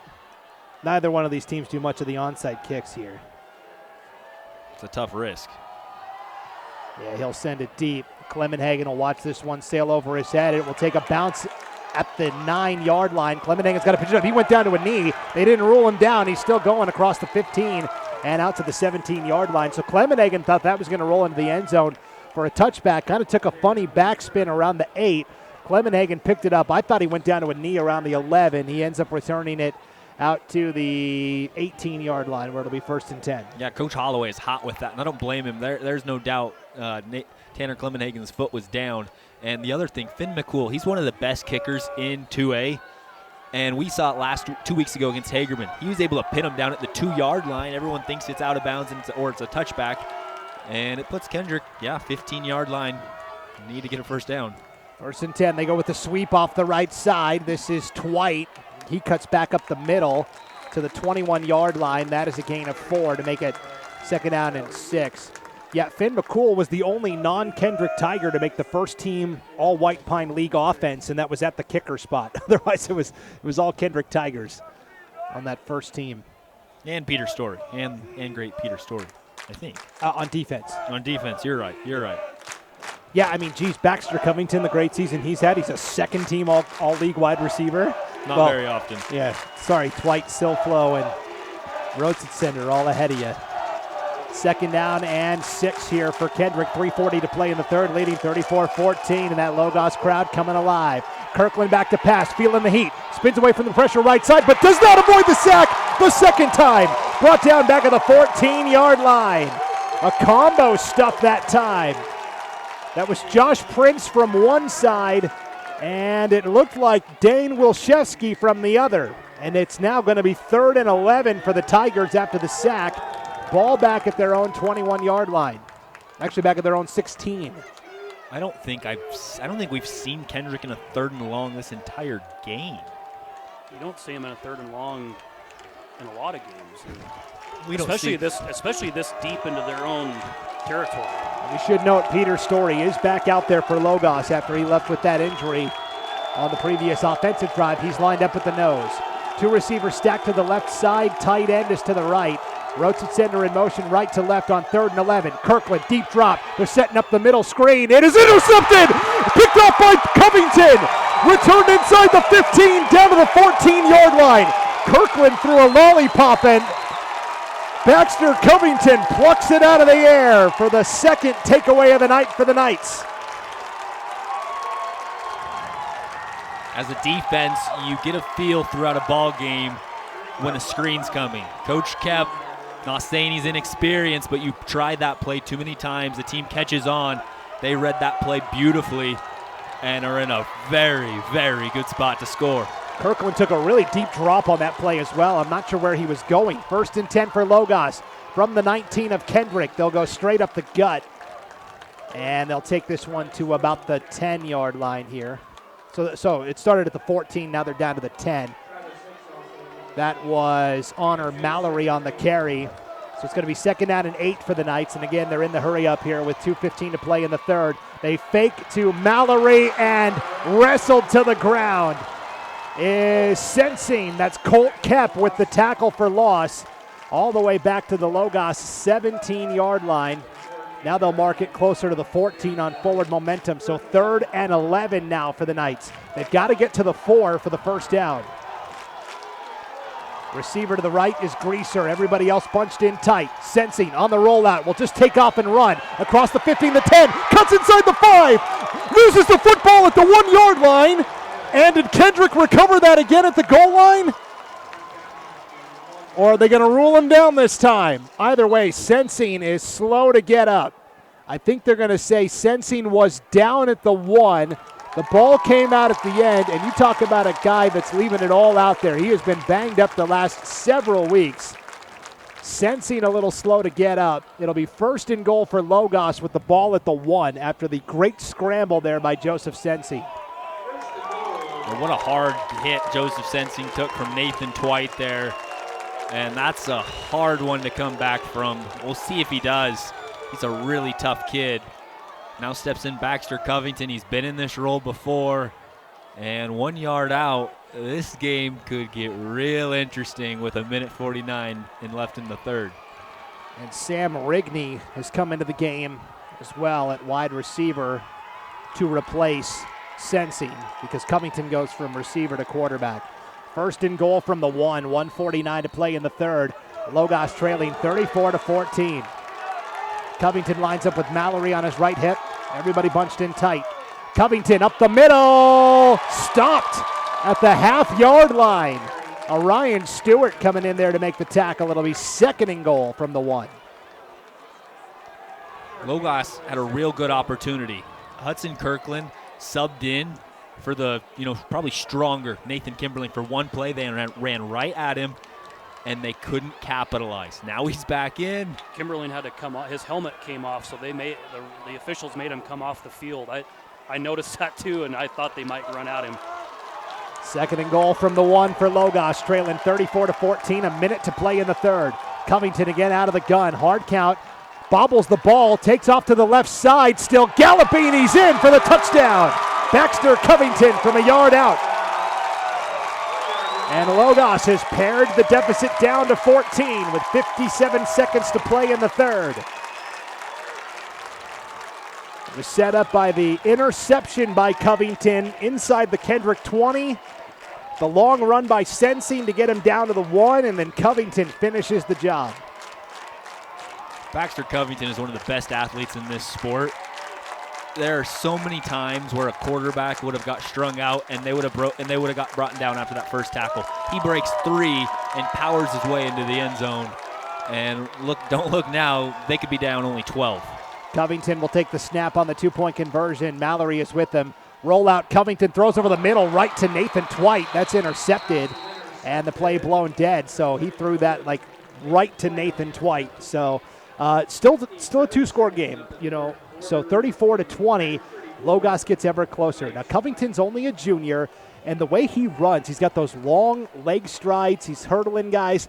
He's always got the stiff arm. He kind of looks like the living caricature of the Heisman Trophy with the high leg and the stiff arm, right?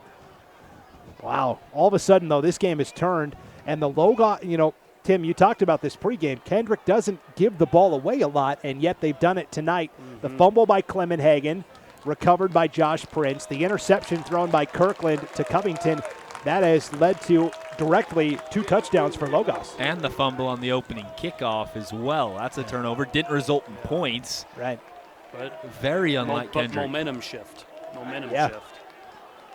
And now if you're Kendrick, You know, it's been a while since you've been popped in the mouth like this, right? Probably the last time they played Logos, honestly, if we're being honest. And so, okay, this is where your championship bones are made. How do you respond when you've been knocked down? This feels like a different spot, though. In the first game, they were trailing. They could feel it. They were chasing them down. Now they have to fend them off, and it's a real task against a Logos team that is playing incredible. Finn McCool will kick off again here for the Knights.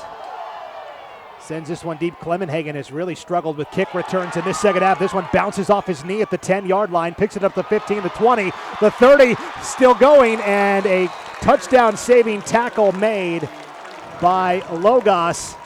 Justice Mallory, Honor's younger brother, just a sophomore, because as soon as they said Clemenhagen's had a rough second half returning kickoffs, yeah, it bounced off his knee, but he picked it up and returned it all the way to the 34-yard line. And again, if Justice Mallory doesn't make that tackle, he probably takes it the distance. No, Tanner Clemenhagen had Finn McCool one-on-one cover, one-on-one, and McCool missed the tackle. Luckily, Mallory was there. Finn McCool's ball, when he kicks it off, it spins up like vertically, and so it's very hard when it hits the turf to get a good grasp on it, and Clemenhagen ends up with it. 1st and 10 for Kendrick from their own 34. They try the out route far side to Silflo. Too far ahead, incomplete. And you can tell now, this happened last year in the regular season when Logos beat Kendrick, and it's now happening tonight with Maddox Kirkland. He's a little unsettled back there. Logos has gotten him off schedule and off rhythm. You saw it on that last pass. Yeah, Coach Kep needs to dial something up here to get Maddox to settle down and get a completion and get his confidence back. 48 seconds to play here in the third. A 34-20 lead for Kendrick. Kirkland dropped by Silflo. One of the most sure-handed receivers had the reception at the 40-yard line on the curl. It's dropped, and it's 3rd and 10. Nate Mondry filled in for Ezra Schaefer those last two plays. I talked with Holloway, throughout the week, and he told me, Nate Mondry, he's not a football player first. He's an athlete, and he makes plays at the right time. He's just a really good player, and he's always in the right spot. 2 plays, they go right at him both times, incompletions. Now 3rd and 10. Schaefer lined up across from Silflo on the far side. Everybody else bunched in tight. 45 seconds to play in the third. 3rd and 10 for Kendrick from their own 34. Kirkland again hit as he throws. Deep ball incomplete, and there goes the flag for pass interference on Ezra Schaefer. That ball was overthrown by 6 or 7 yards. If Schaefer plays that straight, it's an incomplete pass and 4th down, but instead, Schaefer will be called for pass interference on the post route over the middle on Silflo. And again, Kirkland was sandwiched between 2 defenders as he released that pass. And if you're, Logos, that's an uncatchable ball. There's no way, well, maybe Cade Silflo ends up with it, but most times he's not going to catch that ball. And it's a backbreaker. You had Kendrick on the ropes, and now a new set of downs at midfield. And again, I'm not sure if Schaefer knew where that ball was at. He saw Silflo go up for it, but neither guy was going to get there. So 1st and 10 for Kendrick from their own 49 following the pass interference play. Toss to the left side to Orion Stewart. He'll take it across the 50 up to the Logos 47-yard line. Ace, Greaser, and Holloway in on the tackle. Final 30 seconds of the third, a 34-20 lead for Kendrick here in the 2A state championship game. It'll be 2nd down and 6 for the Tigers. One thing we haven't really seen here out of Kendrick in this third quarter is a ball thrown to either Riley Rochester or Nathan Twite. Nate Mondry also comes back in for Ezra Schaefer. He's done a good job when he's been in.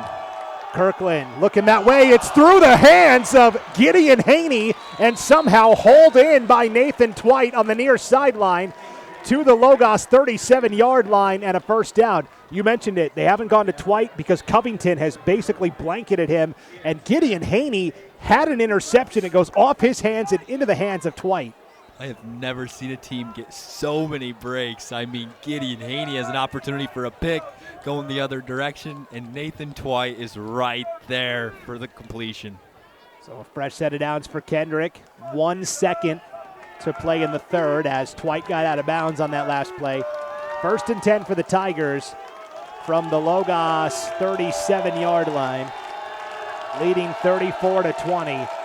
Silflo lined up to the right, Twite to the left. Kirkland out of the gun, back to pass. Final play of the third. Flushed out, feeling the heat. Kirkland will throw it out of bounds, incomplete. And again, Story, and also in there on the pass rush for Logos was Finn McCool. It'll be 2nd and 10 for Kendrick when we flip the field, and we go to the 4th, and we've got a game. Kendrick 34, Logos 20 as we get ready for the 4th quarter of play. Recognize some power boosters for Kendrick. Rivara Estate Vineyards and Winery, Strom Electric, George F. Brocky & Sons, University Auto Sales, Bearable Dentistry, and North Idaho Crushing. The Heimgartner Farms has been a proud Tiger supporter for decades, and they want to wish the boys the best of luck on bringing home their 5th title in a row. Rivara Wines is an award-winning estate vineyard and winery in Lewiston, Idaho, producing exceptional wines with ideal conditions. The team at Rivara wishes all the best to their Kendrick Tigers. Strom Electric has been serving the Palouse and Camas Prairie region since 1938, providing electrical wiring for all sizes of projects, electrical motor repair, and well pump installation. Strom Electric is licensed and insured in Washington, Idaho, and Montana. When it's time to renovate your home, business, or to install a well water pump system, call them at 208-835-2331. Strom Electric, strong supporters of local high school sports. Good luck, Logos. 4th quarter about ready to begin. Kendrick now working left to right here in the 4th quarter of play. 2nd and 10 for the Tigers from the Logos 37. Sweet play right side. This is Stewart inside the 10, inside the 5, into the end zone. Touchdown, Kendrick. Orion Stewart takes it in from 37 yards out, and in the blink of an eye, 9 seconds into the 4th quarter, Kendrick back up 3 scores. Kind of a similar thing that Hayden and I saw in the regular season game against these two teams is Kendrick kind of feels themselves maybe struggling to get anything done. So, you know what? Let's just give it to old number 6 and let him go score some touchdowns. That's a really tough play, 9 seconds in.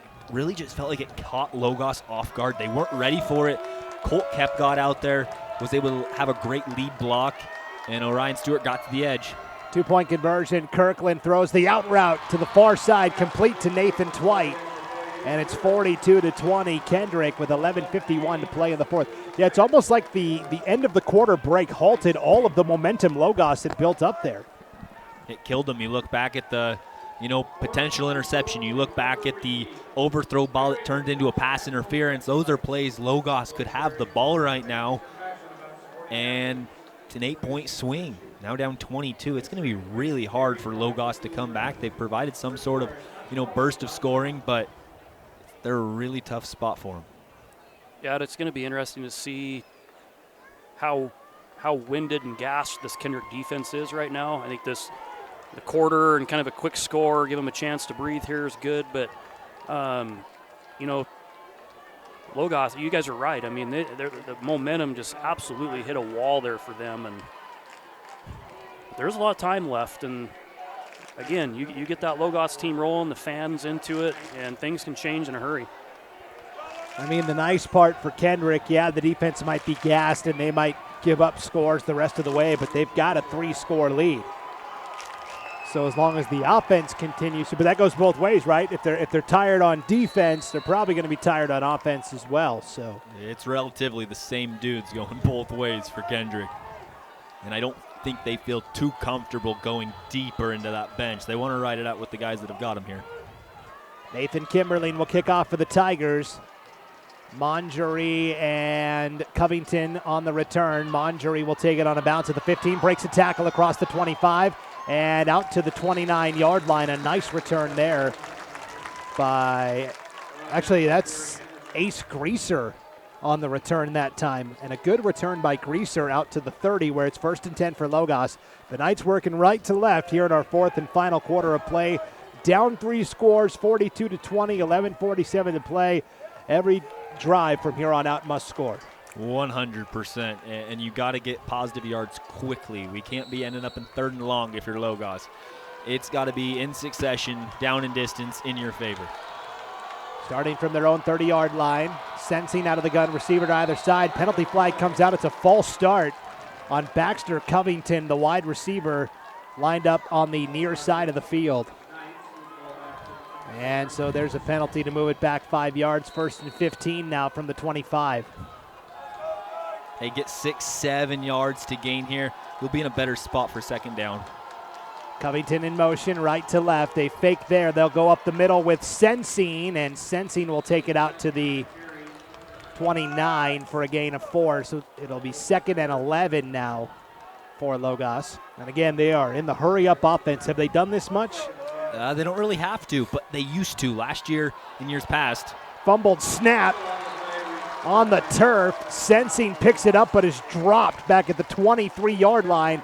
It is 3rd down and 17 now for the Knights. In years past, they could do it, but they also had a really good pass route, pass combination. They could really air it out. Now, not as much. It changes their philosophy. 3rd and 17, play action, Sensing. Rolling out right side, will throw it off his back foot downfield for Covington. Did he make the grab along the far sideline? Clemenhagen has the ball in his hands, but I don't, or maybe not. Maybe I he think did. John Michael Porras for the Knights has the ball, the offensive coordinator. It looked like Tanner was holding it. He was completely out of bounds, but. Incomplete pass ultimately is the rule there. I think this is the play of the game right here. If Logos can't get a first down, it's night-night, and Kendrick's winning their 5th straight. I think you're very well right. 4th down and 17 here for Logos. Logos. Looking like they're going to punt, Hayden. Yeah. Well, what do I know? Maybe not. they're a lot more confident than I am. Well, look for a fake. Yeah, it looks like it's Ryle Grauke back to punt here for Logos. Normally Finn McCool's the guy punting. Grauke on a line drive across the 50. And this ball will be downed at the 40-yard line of Logos, or the 40-yard line of Kendrick, where it'll be 1st and 10 here for the Tigers. Now you're banking on your defense to get another takeaway. 10:47 to go, trailing 42-20. Kendrick will have it 1st and 10, starting at their own 40-yard line. George F. Brocky and Sons would like to wish the Tigers good luck this weekend. Go get 'em, boys. And Heimgartner Farms, been a proud Tiger supporter for decades, and they want to wish the boys the best of luck on bringing home their 5th title in a row. That's what Kendrick is playing for. 3 of the 4 championships came at the 1A level. Last year, they moved up to the 2A level, won the state title, trying to go 2 for 2 before moving back down to the 1A ranks next year. Toss play right side, Clemenhagen, 1st down and more. The 50, the 45, the 40 up the near sideline. And he is still in bounds. Did he step out? No, he didn't. Touchdown, Kendrick. 1 play, 60 yards. How did he stay in bounds? Clemenhagen, house call. It looked like he wanted to stay. I don't think he was going to try to go out of bounds, and Logos kind of gave up on it a little bit, thinking he was going to step out, and somehow he kind of tiptoed along and stayed in. That may have been the knockout punch delivered by Tanner Clemenhagen. You know, Tanner Clemenhagen hasn't had a good night. It's been a lot of beanie-weenie yards, like only a couple yards here and there. And finally, he breaks this one. And plus, he's had the 2 fumbles, so that clears his head just a little bit here. 2-point conversion for the Tigers. Kirkland sacked back at the 6-yard line. That's Finn McCool and Josh Prince there. That's a new term, beanie-weenie yards. I like it. I've never heard that before. You might want to copyright that or something. You might have just. 10:35 to play, and Kendrick on their way to a 5th straight state championship, leading 48-20. Sport Physical Therapy is a proud supporter of Kendrick Athletics and wants to wish the Tigers the best of luck tonight. With over 100 years of combined experience, the team at Sport Physical Therapy Clinic is committed to helping patients heal and improve their physical health. They have 2 convenient locations in Lewiston, and their goal is to provide patients with individualized, excellent care in a friendly environment. And Rivara Wines, an award-winning estate vineyard and winery in Lewiston, Idaho, producing exceptional wines with ideal conditions. The team at Rivara wishes all the best to their Kendrick Tigers. 10:35 to play here in the Kibbie Dome in Moscow. 48-20 lead for Kendrick. When the 4th quarter began, it was only a 14-point lead for the Tigers. That's now ballooned to 28 with less than 2 minutes gone off the actual clock here, about a minute and a half of actual game time. This is the Kendrick you see against every other team in the state. It's these quick scores and catches the defense off guard. Kickoff fielded at the 8 by Greaser. Breaks it to the outside, the 35 still going, and out to the 40-yard line is Ace Greaser. So a nice return there for Greaser. It'll be 1st and 10 for the Knights. If you're Ace Greaser against any other team in the state, you're one-on-one against a left guard, and you feel really good about your odds. And then you look across, and it's Nathan Kimberling, who's just such a freak. I love that you use left guard and not kicker. Or kicker, yes. I love that. It's the beauty of 8-man football. Some of the guys that you get to see actually line up as kicker. Whoever can boot it. 1st and 10 for Logos, starting from their own 40, working right to left here with 10:26 to play. Option, pitch right side. Mallory has the 45 and still going across the 50 to the Kendrick 49-yard line. That's a gain of 11 and a 1st down. Nice job by Honor Mallory to stick with it and pick up the 1st down. They really do a good job getting positive yards. I'm excited to see this at the 11-man level, I'll be honest. They're going to have a lot of success there. 1st and 10 for the Knights from the Kendrick 49. Inside counter, Mallory again. The hole was there, and then he got pulled down by the back of his jersey from the backside there. I believe that was Travis Hicks. Might have been Orion Stewart in there, actually number 6. So it's only a gain of 3 for Mallory. Hurry up offense here, 2nd and 7, 9:45 to play from the Kendrick 46. Receiver to either side. Covington in motion right to left. Option, pitch to Covington, went right now back to the left, across the 45 to the 42-yard line, 3rd and 3 upcoming. They're cramped now for Logos. It's really hard if you're Logos. You can't really take a shot. I mean, you can, but it's against 3 of the best defenders in the state, and odds are they're really good at covering, and there's a good chance they're going to intercept the ball. So you really have to dink and dunk against this team, just on the fact of how good athletes Kendrick has. Yeah, Twite with 3 interceptions this year, Silflo with 4, and of the 4 interceptions that Silflo has pulled down, 3 of them have been taken back for touchdowns. So you're really playing with fire if you're trying to dial up a deep ball against this Kendrick secondary. Cramping player off. It's 3rd and 3 for the Knights from the Kendrick 42-yard line. They've got to get to the 39 for the 1st down.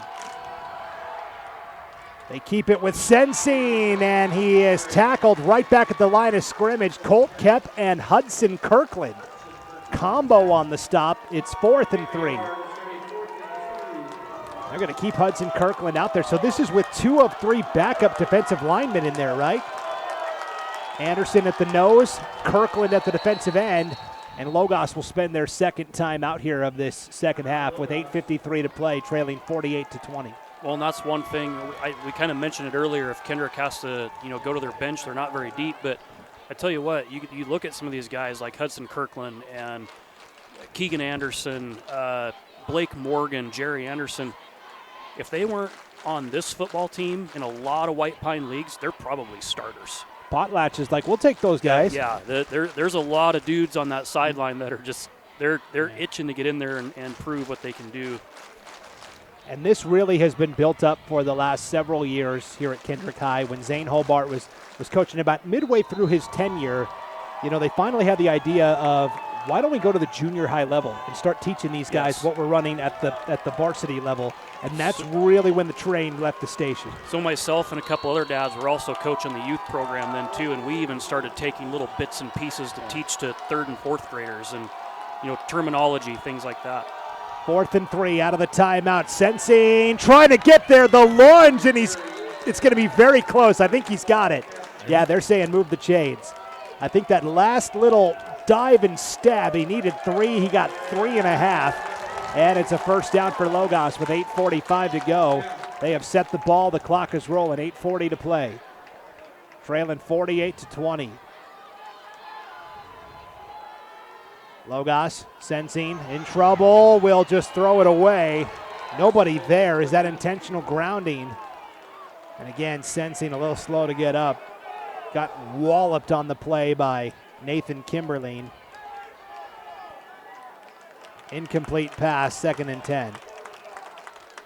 I guess they're going to roll. He was outside the tackle box there. because he was rolling out to the short side of the field. There were no receivers anywhere close, and the ball didn't even get out of bounds because he was hit from the backside as he threw it. It skipped to the turf, so Sensing's got to check out. And here comes Henry Driscoll, the 6 foot, 160-pound sophomore. If they're going to dial up a deep ball, this might be the spot. Yeah, I think if you're Kendrick, you've got to see who just came in and think that they're probably going to look to try to get some kind of a pass off here. Now, that was an incomplete pass. Why is the clock rolling? 8:20 and counting. Yeah, they just caught it. Yeah, they're gonna put some time back on the clock here. That previous play was an incomplete pass, so they're gonna have to reset the game clock. If only our referee was mic'd up. Only we were at Lewiston High School. Yeah, Bengal Field. The P1 FCU Athletic Complex. What do you know? See, that's where I took exception. You guys did that triple header a couple weeks ago, and everyone kept saying, oh, it's the old Bengal Field. It's like it's still called Bengal Field. The new place is called the P1 FCU Activity Center. Right? Yeah, you didn't need to throw the old in front of there. You know it's old. You could just call it Bengal Field. Sorry, Lewiston. 8:28 to play here. Clock stopped. Driscoll, deep drop hit as he throws, incomplete. The pressure was on from Kimberline. And that pass falls incomplete. 3rd and 10. And Driscoll will stay out there. He'll get the play from Poros, the offensive coordinator. Logos is really excited about the future of this team and Henry Driscoll. You know, when you have a brother like Jack, you obviously have some good history behind you, and he's a really bright future for next year at the 11-man level. But right now, even, there's a lot of confidence with him. 3rd and 10, 8:21 to play from the Kendrick 39. Driscoll, pump fake, going to take a deep shot. Nobody home, and nearly picked off by Silflo over the shoulder around the 10-yard line along that far sideline.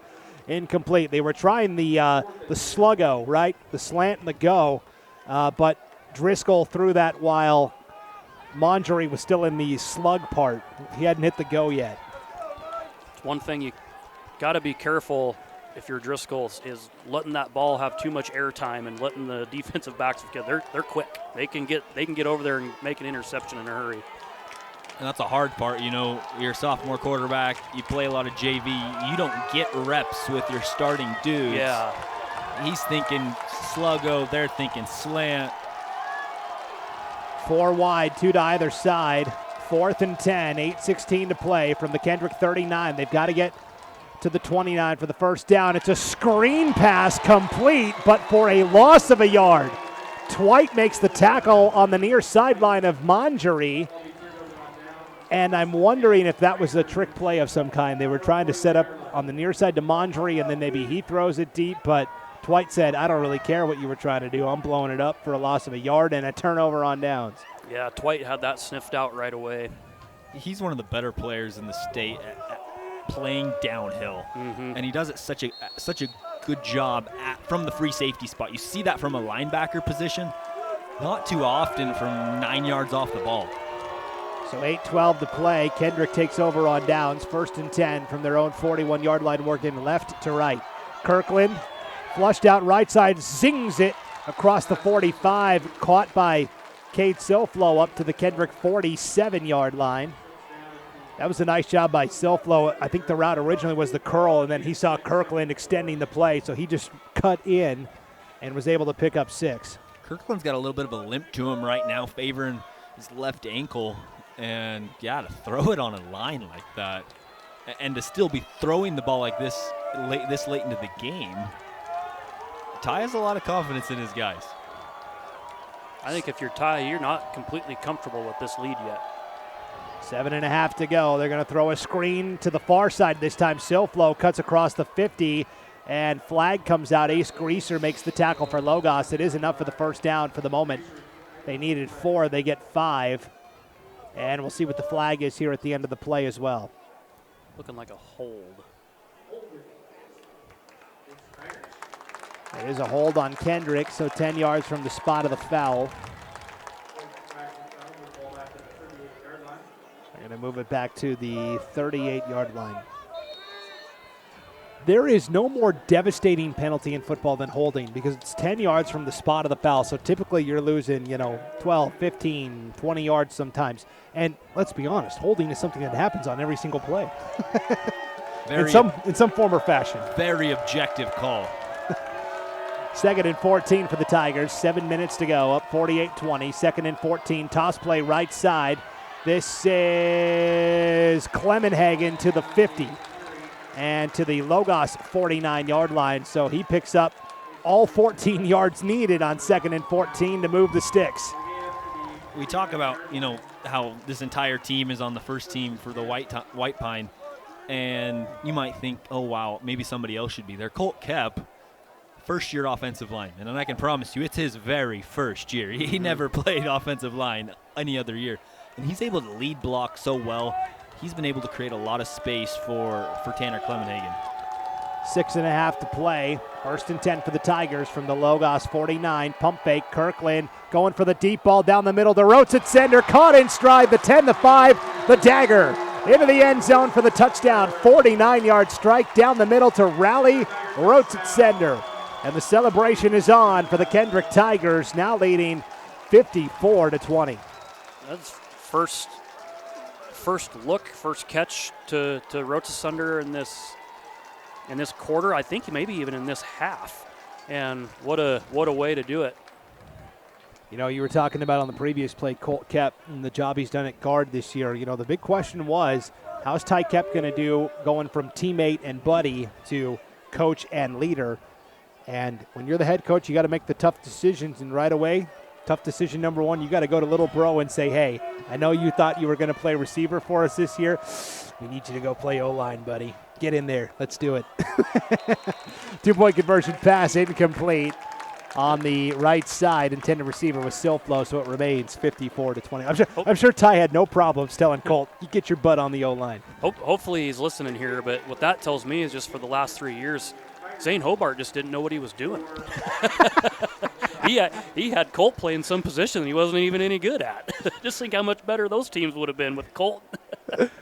I'm just kidding, Zane. If you're listening, I love you. No, we're not. It's all right. We talk a lot about how 6A and 5A schools would love to have these receivers, Twite and Silflo and Rotsitsender. The past couple of years, I think a lot of 6A and 5A schools would have loved to have had those two offensive guards, Brock Boyer and Wyatt Cook. Yeah, Wyatt Cook. And Carson Hogan, their center. That's what I was thinking of, Hogan, yeah. That's where a lot of the success for Kendrick has come over these. Everyone always asks me, what makes Kendrick so good? And I'm like, honestly, it's the line. And it's kind of the same thing again this year. The defensive line especially sets the tone. Well, and a lot of these guys that are playing line this year have had to go against those guys you just mentioned in practice every day. That's why they've gotten so good, in my opinion. Another kickoff for Kimberline. This will be taken on a bounce. Manjari at the 16-yard line will cut to the 25, make a man miss. Still going, and finally brought down at the 29-yard line. Manjari, where it's 1st and 10 here for Logos. 6:11 to play, 54-20 lead for the Tigers. Do we have any more ad reads, guys, or are we all? I'm gonna sneak one more in here, I think, and then we'll be. Strom Electric has been serving the Palouse and Camas Prairie region since 1938, providing electrical wiring for all sizes of projects, electrical motor repair, and well pump installations. Strom Electric is licensed and insured in Washington, Idaho, and Montana. When it's time to renovate your home, business, or to install a well water pump system, call them at 208-835-2331. Strom Electric, strong supporters of local high school sports. Good luck, Kendrick. 1st and 10 for the Knights from their own 29-yard line. Toss it to Mallory on the right side. Across the 35, still going. Mallory refusing to quit the 40, the 45, like a rugby scrum. Pushing the pile all the way to the Logos 49-yard line. That is a gain of almost 20 there on 1st down. He runs so hard. And this line, man, you think back of all the things that could have gone differently for Logos and how successful this run game has been regardless of the score, and now it just feels too little too late. 1st and 10 from their own 48. Sensing will take this one across the 50 to the Kendrick 48-yard line. So we're actually fairly similar to the first time these teams played. Kendrick won 48-24. 54-20. We're not that far off from maybe a score on either side. One less score for Logos, one more score for Kendrick. 5:20 to go. 2nd and 6. Up the middle, sensing a gain of a yard. It'll be 3rd and 5. I'm not sure how Joseph Sensing's still in this game. As many hits as he's taken, it's courageous to be out on this field right now. He's tough, that's for sure. I think we've talked about it almost every time we've had the Logos team. Hayden, he's tough. He'll battle. 3rd and 5, Sensing on the rollout, in trouble and sacked. Back at the 48-yard line.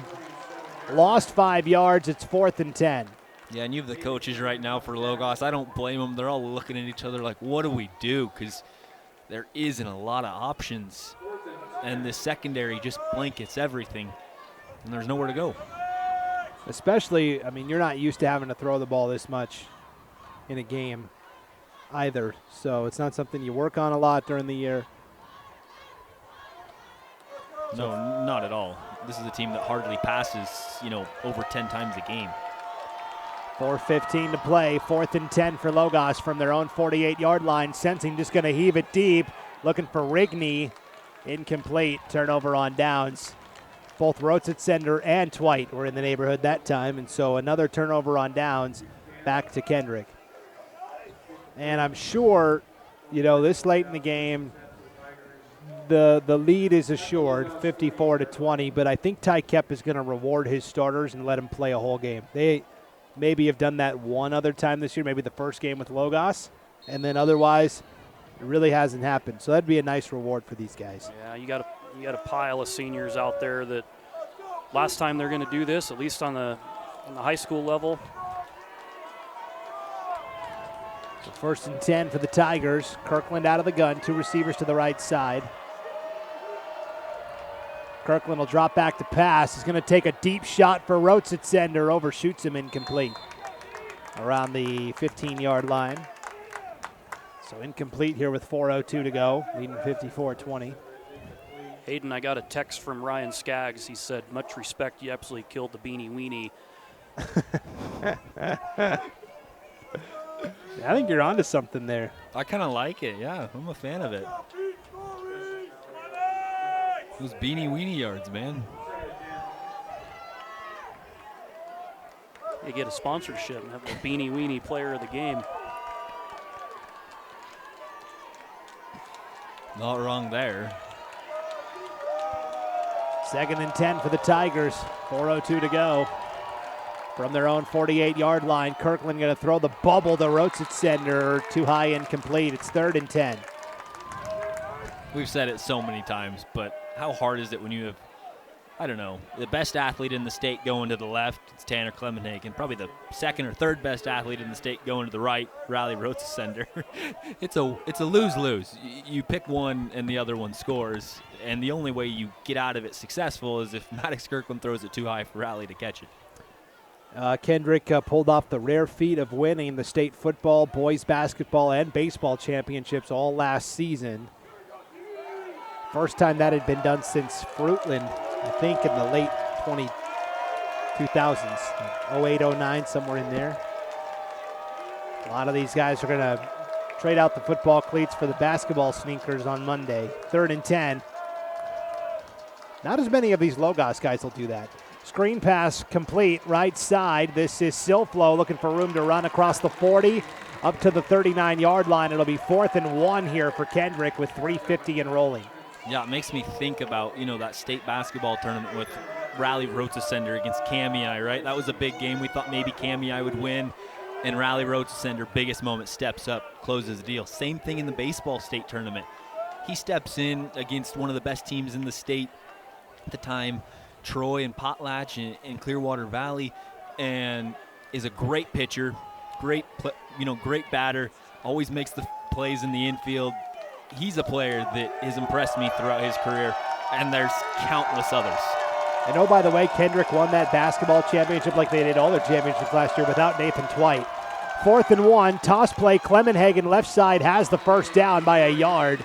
That'll be enough to move the sticks with 3:07 to play, and Kendrick leading 54-20. So think about that. All the starters that are coming back for Kendrick in basketball, Maddox Kirkland, Hudson Kirkland, Riley Rotsitsender, Cade Silflo. Cade Silflo.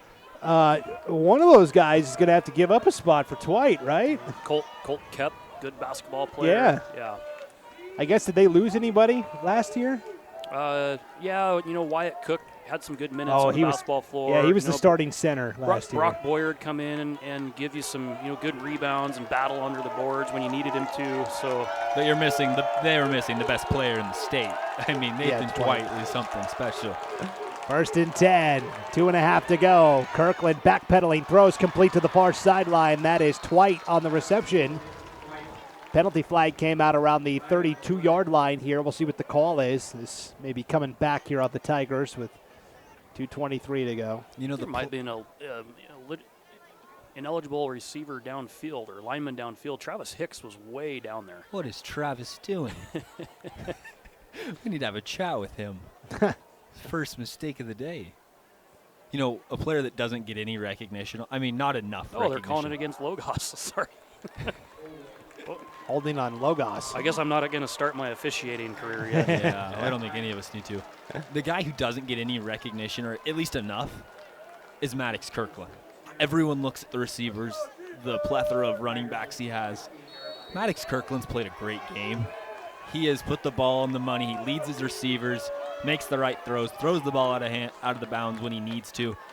Maddox Kirkland is a really good quarterback, and he does a really good job leading this team. Yeah, I agree with you, Hayden. You could kind of see there in the third quarter, he kind of started to maybe a little panicky, but all in all, an extremely solid quarterback. Would love to see his numbers if he actually played a lot of full games throughout the whole year. 1st and 10 from the 21, pass thrown incomplete with 2:20 to go here. Yeah, Kirkland, very, like all the Kendrick starters, very rarely played into the second half this year, and yet he still will end up throwing for more than 2,600 yards on the season. That leads the field by a significant margin. That may lead the state. We'll have to look. 11-man or 8-man. Cooper Miller, man, you can't Oh, that's true. That's true. He has like 4,500 yards. But you're right, and same with even Ty Kep. The cows are always in the barn when he could never play. Yeah. After the third quarter, it was over for him, and that was something we talked about. These Kendrick dudes, they could put up ridiculous numbers if they were able to, if they didn't run up the score, right, Brandon? That's right. 2:19 to go. That ball is out and scooped up by Logos. The Knights with the fumble recovery and a return all the way out to the 31-yard line. So Kendrick puts it on the turf. And on the fumble recovery for Logos is Gideon Haney. The game's over. There's 2:12 left. If I'm, Coach Holloway and this Logos team, this is your last drive of 8-man football. Let's end it on a good note. Let's get it into the end zone, get a score, and end your season as good as you possibly can. They will do so with Baxter Covington in there at quarterback. Actually, that might be... I think it is Sensing. Yes, it is Sensing. Yep, Covington in motion right to left. Sensing will keep it. Glutton for punishment up the middle. We'll take it to the 36-yard line. Nice gain of 5 there. Down to 2 minutes to play. 54-20 lead for Kendrick. Ball is at the Logos 36-yard line. You think back all the great 8-man dynasties over the years. 2nd and 5. This is Honor Mallory up the middle for a gain of 7 and enough to move the chains.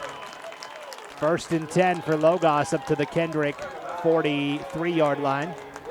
You think about Deary in the mid-90s and Mackey at the turn of the century, turn of the millennium, and Carey and Salmon River and all these great 8-man teams over the years. Mallory with not 1 but 2 stiff arms along the near sideline across the 50 to the Kendrick 48-yard line. Mallory running tough late in the game here. None of those dynastic programs have ever won 5 in a row. This is like unprecedented territory. How many won 2 or 3 in a row? I mean, it's impressive what Kendrick's doing. 2nd and 1 here for Logos. Final minute from the Kendrick 47. Sweet play right side. This is Mallory again for the first down all the way to the 40. It's surprising. Under a minute left in this game, and we haven't seen a Gatorade bath yet for Ty Kep. It's got to be coming at some point. Too agile.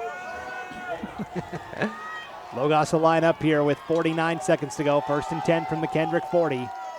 They'll keep it with Sensing again across the 35 to the Kendrick 33-yard line. And now a timeout taken here by Logos. Their 3rd and final timeout. Can't take them with you, so 37 seconds to go. We'll see what Logos draws up here. Down 54-20.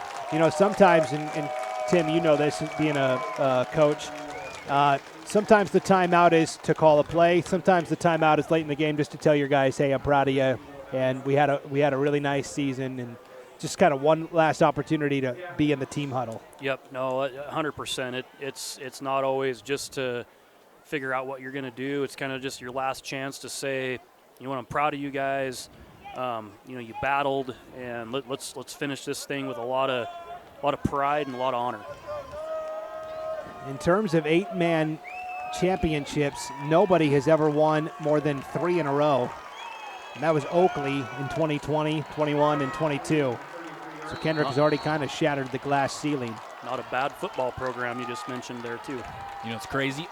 Kendrick beat them on one of those years, too, during their run. 2nd and 3. It's going to be a halfback pass for Covington. Will dance out of trouble. Will take off and run the 25, the 20, the 15, the 10. Covington inside the 5 and will take it in with 25 seconds to go. Logos ends their career as an 8-man program in style. Baxter Covington will take it in for the touchdown with 25 seconds to go to make it 54-26.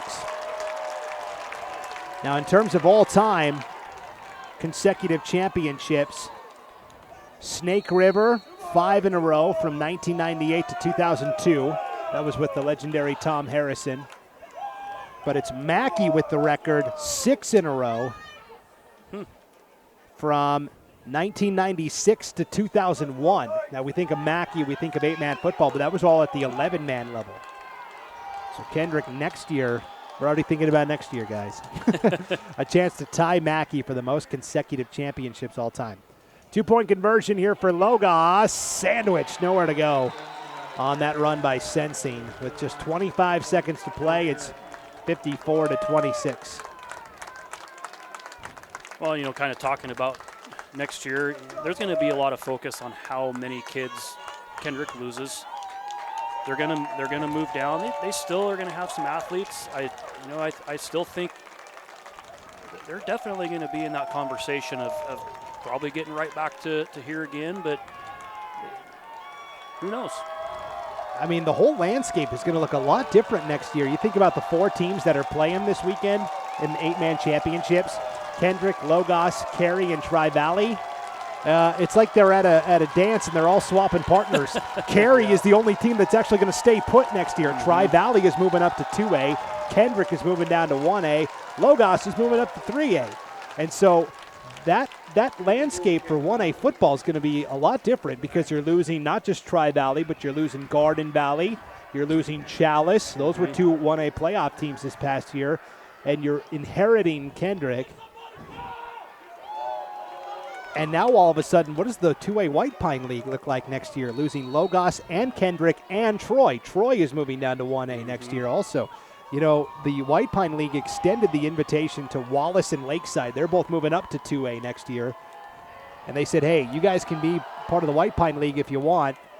And they both said, no thank you. Onside kick still going. It's scooped up by Logos at the 25-yard line. Boy, that went through about 10 different players and finally recovered by Logos at the 25-yard line with just 19 seconds to go. So Finn McCool drops a really cool onside kick and rumbling, bumbling, stumbling all the way to the 25-yard line of Kendrick with just 19 seconds to play. They'll mark it now back at the 28-yard line. Logos says we want one more drive as an 8-man team. Yeah, maybe we were wrong. Maybe they're going to get another score. I bet this starting defense doesn't want to hear it, though, or at least whoever's left out there. Yeah, the starters are out there still. Sensing will send Covington in motion left to right. They'll toss to Covington. They're looking for the Halfback pass. Covington trying to avoid the rush, and he is sacked. Travis Hicks. Travis Hicks comes through with the sack, and that should conclude it. The final seconds will tick off, and for the 5th year in a row, nobody can tame the Tiger. Kendrick, once again, top cat, 5th year in a row, 2025 2A state champions by a final of 54-26.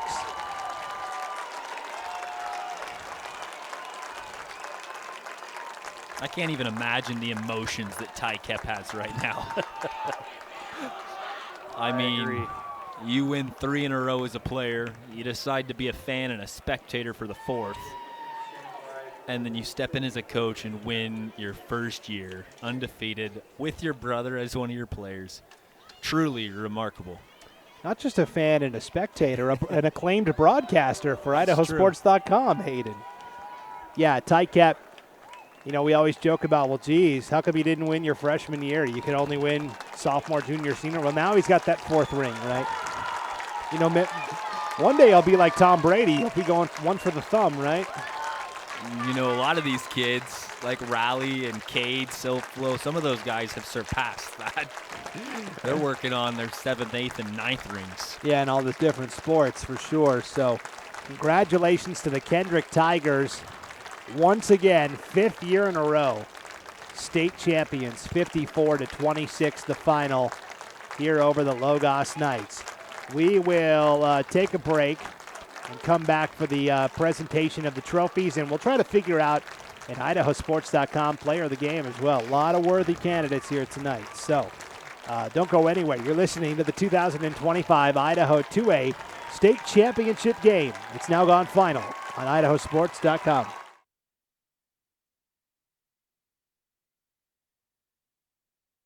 Vaping sucks you in quick, and the more you vape, the harder it is to quit. Not to mention all the chemicals and health problems. That's why thousands of teens are joining My Life, My Quit.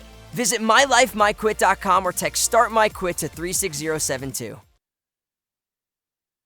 Once again, we have contributed to your ideal college savings program. Love, Grandma and Grandpa. Ideal. Eventually, they'll appreciate it. Awesome. Thank you. I love it. College costs money. Okay, listen up. Right now, teens in Idaho have a higher than normal percentage of fatal car crashes. We're 2.6 times more likely to be in a crash. Why? Data shows we're not buckling up, not driving sober, speeding, and getting distracted by that little device we love to hate. So what are we gonna do about it? It's time to buckle up, drive sober, slow down, and put our dang phone down. I mean, duh. Join the movement. Search Shift Idaho Teen to learn more. Welcome into the IdahoSports.com postgame show one final time. Brandon Bainey here with Hayden Uhlencott and Tim Silflo, and the Logos Knights were just handed their 2nd place trophy. You can hear the Logos crowd cheering below us. We'll try to pick up Coach Holloway's postgame speech here. See how this sounds.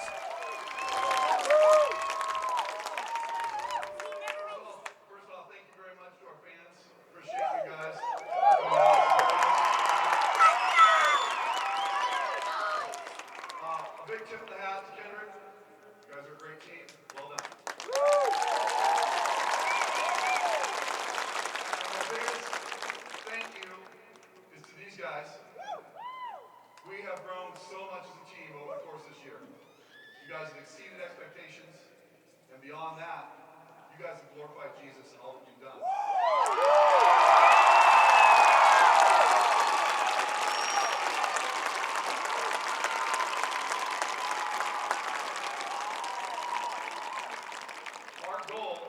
Our team goal is to be excellent. And that means paying attention to details, which we didn't get all the details today, obviously. And to do your best. And I think you guys did your best out there. And how do I sign off my emails, guys? And let me show you a more excellent way. The love of Christ. Keep giving people the love of Christ. Well done, boys.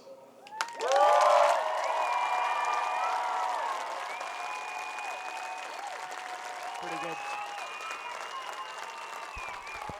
Pretty good speech there from Logos head coach Nick Holloway in the second place trophy. And now the Kendrick Tigers about to get their banner. Idaho High School Activities Association State Director Mike Federico, tournament managers again, James Stoner, Travis Mader, and Avery Reener. Student Advisory Committee member Holly Anderson from Kendrick would like to present this year's championship trophy to Coach Mike Kemp and the Kendrick Tigers. Congratulations on the great season.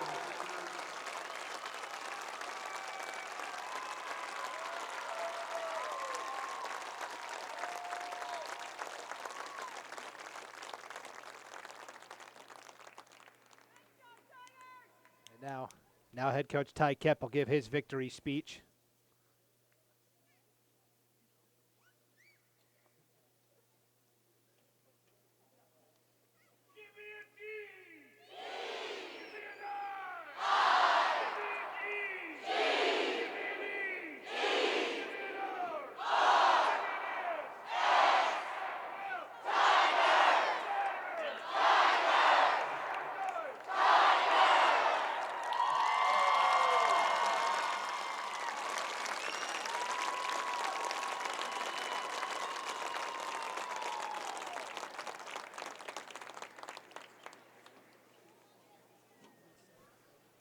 Lining up to pose with their championship banner and first place trophy, and then head coach Ty Kemp will give his victory speech.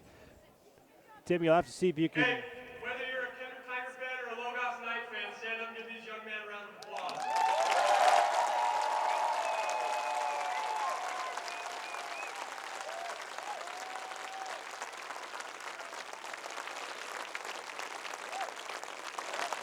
Coach Holloway and Logos, you guys are a great football team.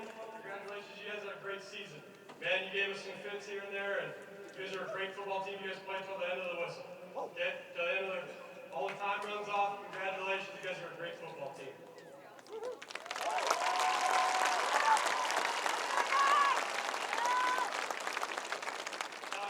First, I'd like to thank Gary West and the Idaho High School Activities Association for making all this happen, as well as the U of I for letting us use this beautiful facility.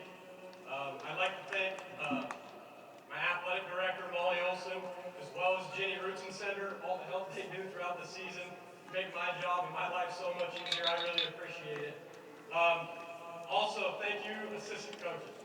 Matt, Paul, Robbie, Lane, and you guys make it so much easier as well. I know these boys love you. You guys love the boys as well. You help out so much. You football players. Man, I love every single one of you guys. I'm proud of you. When Hobart decided to leave, man, a switch flipped in every single one of you guys. I've never seen a group work harder than you guys. And I'm very proud of that. I'm very happy I could be a part of it and see you guys do this and accomplish all the things that you guys did. Colt, my little brother, I love I got to coach you. I was so excited when I figured out I could apply, coach you.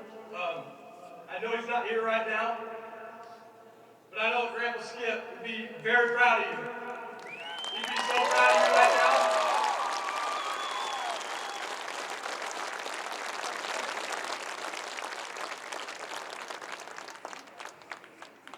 Every single one of you guys know I love you. You guys are a phenomenal football team.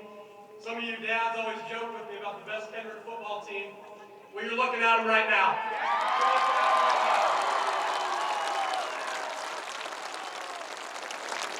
That's all I got. 2025 state champs.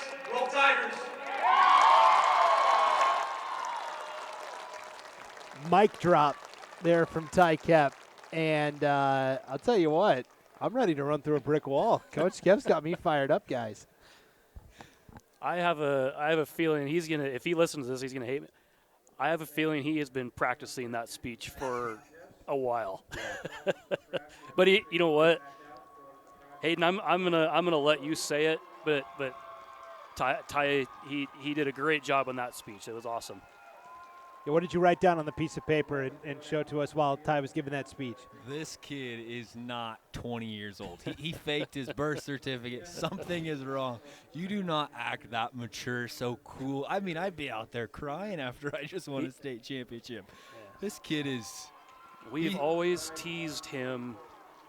I mean, when he was a little kid, we tease him like, you're a 40-year-old man right now, because he'd get done with a fourth grade football team or game and go home and watch film. And he's been an old soul, but that's what told a lot of the people in this community and a lot of the parents when he got the job, like he's going to be just fine. Yeah. Speech delivered like a veteran. Most first-time coaches, most first-time champions. They forget to thank Dairy West at the beginning of the speech. Ty definitely remembered that, and of course, Dairy West sponsors like every state championship in Idaho, so it's well deserved. Well deserved for the Kendrick Tigers as well. 54-26 final, 5th championship in a row for the Tigers, and Nathan Twite leading the post-game call down on the field, while Logos, as they do after every game, kneel in prayer right on the 50-yard line in the middle. Really fun battle tonight between these two.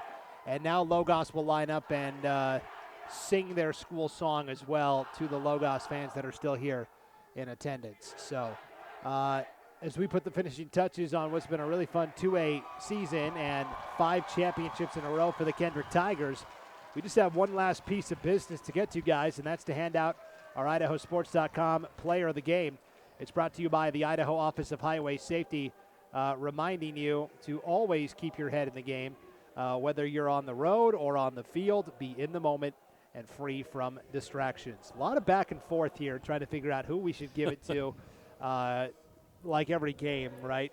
It's tough. It's tough anytime you have a Kendrick team. It's hard to pick. And so we end up going with the quarterback who delivers a pretty good state championship performance here. Maddox Kirkland ends up with 284 passing yards, 4 touchdowns, also had a rushing touchdown on the night. That's a grand total of 5, doing that Montana math there. And, yeah, boy, Maddox Kirkland, you mentioned it, Hayden. All the receivers, all the skill guys got a lot of the headlines this year, and a lot of people, Kirkland, he's just a distributor, and boy, if I was throwing to those guys, I'd put up those numbers too. And it's like, it's not as easy as he makes it look. Okay, he's a pretty good quarterback. No, there's no doubt about it. And looking forward to next year, he's going to be such a good leader for this group. You look at so many receivers, and you might think that, maybe Kendrick falls off. I promise you, whoever steps onto that field for Kendrick, Maddox is going to do a great job of giving them the ball and letting them make plays and continue the Tiger ways. All right, so on that note, Maddox Kirkland, our IdahoSports.com Player of the Game, presented by the Idaho Office of Highway Safety. And that'll do it for this IdahoSports.com GameStreams production of the 2025 2A State Football Championship game. Tonight's broadcast has been presented by Project Filter, your local Toyota dealer, Your Health Idaho, Next Steps Idaho, Ideal, Idaho's College Savings Plan, the Idaho Bowl, Valleywide Cooperative, and the Idaho Office of Highway Safety. Big thanks to both athletic directors, Patrick Lopez from Logos, Molly Olson from Kendrick, not just tonight, but all throughout the season. We did a lot of Logos and Kendrick games this year. We've been working with them all throughout the fall. Big thanks to our tournament directors, James Stoner, the athletic director from Troy, and Travis Mader, the athletic director from Prairie High School, and, of course, everybody here at the Kibbe Dome on the campus of the University of Idaho here in Moscow. Kendrick, 5 championships in a row, 54-26, the final over Logos, led by our IdahoSports.com Player of the Game, presented by the Idaho Office of Highway Safety. Maddox Kirkland, 284 passing yards, 4 touchdowns, also had a rushing touchdown in the victory. And one last time before we go, guys, let's thank all of our great local sponsors one more time tonight. Yeah, for Logos, Norm's Glass, Panhandle Heating, Forged Construction, Forged Excavation, Strom Electric, and Erber Auto. And Kendrick, Rivara Estate Vineyards and Wineries, Strom Electric, George F. Brocky and Sons, University Auto Sales, Bearable Dentistry, North Idaho Crushing, Sport Physical Therapy, Heimgartner Farms, and Rivara Wines. 54-26 the final. This was a pretty good table setter for the rest of the weekend. 5 more state championship games to be played on IdahoSports.com. 4 more on Saturday, 1 on Monday night. For the complete schedule of games, times, and locations, just go to IdahoSports.com and click on the GameStreams tab. Hayden Uhlencott, fantastic job tonight. Thank you, Brandon. It was a fun time. It's a blast. This is a great environment, and we couldn't have asked for a better game. It might seem like the score was a little much of a blowout. I promise you it wasn't. It was a fun game to broadcast. It was a fun game to be a part of, and these two teams should be really proud of the seasons they put together.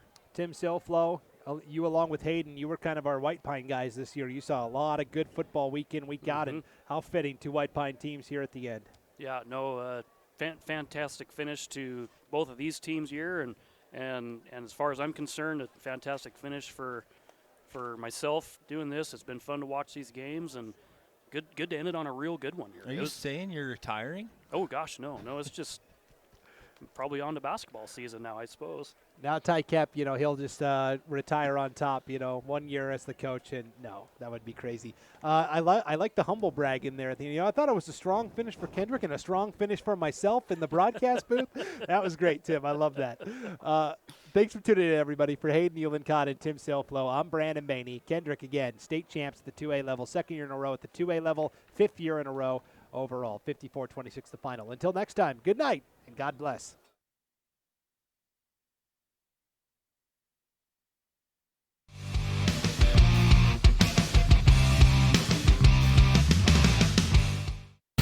This has been a presentation of IdahoSports.com GameStreams. This broadcast is copyrighted to IdahoSports.com. Any rebroadcast, retransmission, or other use of this broadcast without the expressed written consent of IdahoSports.com is strictly prohibited.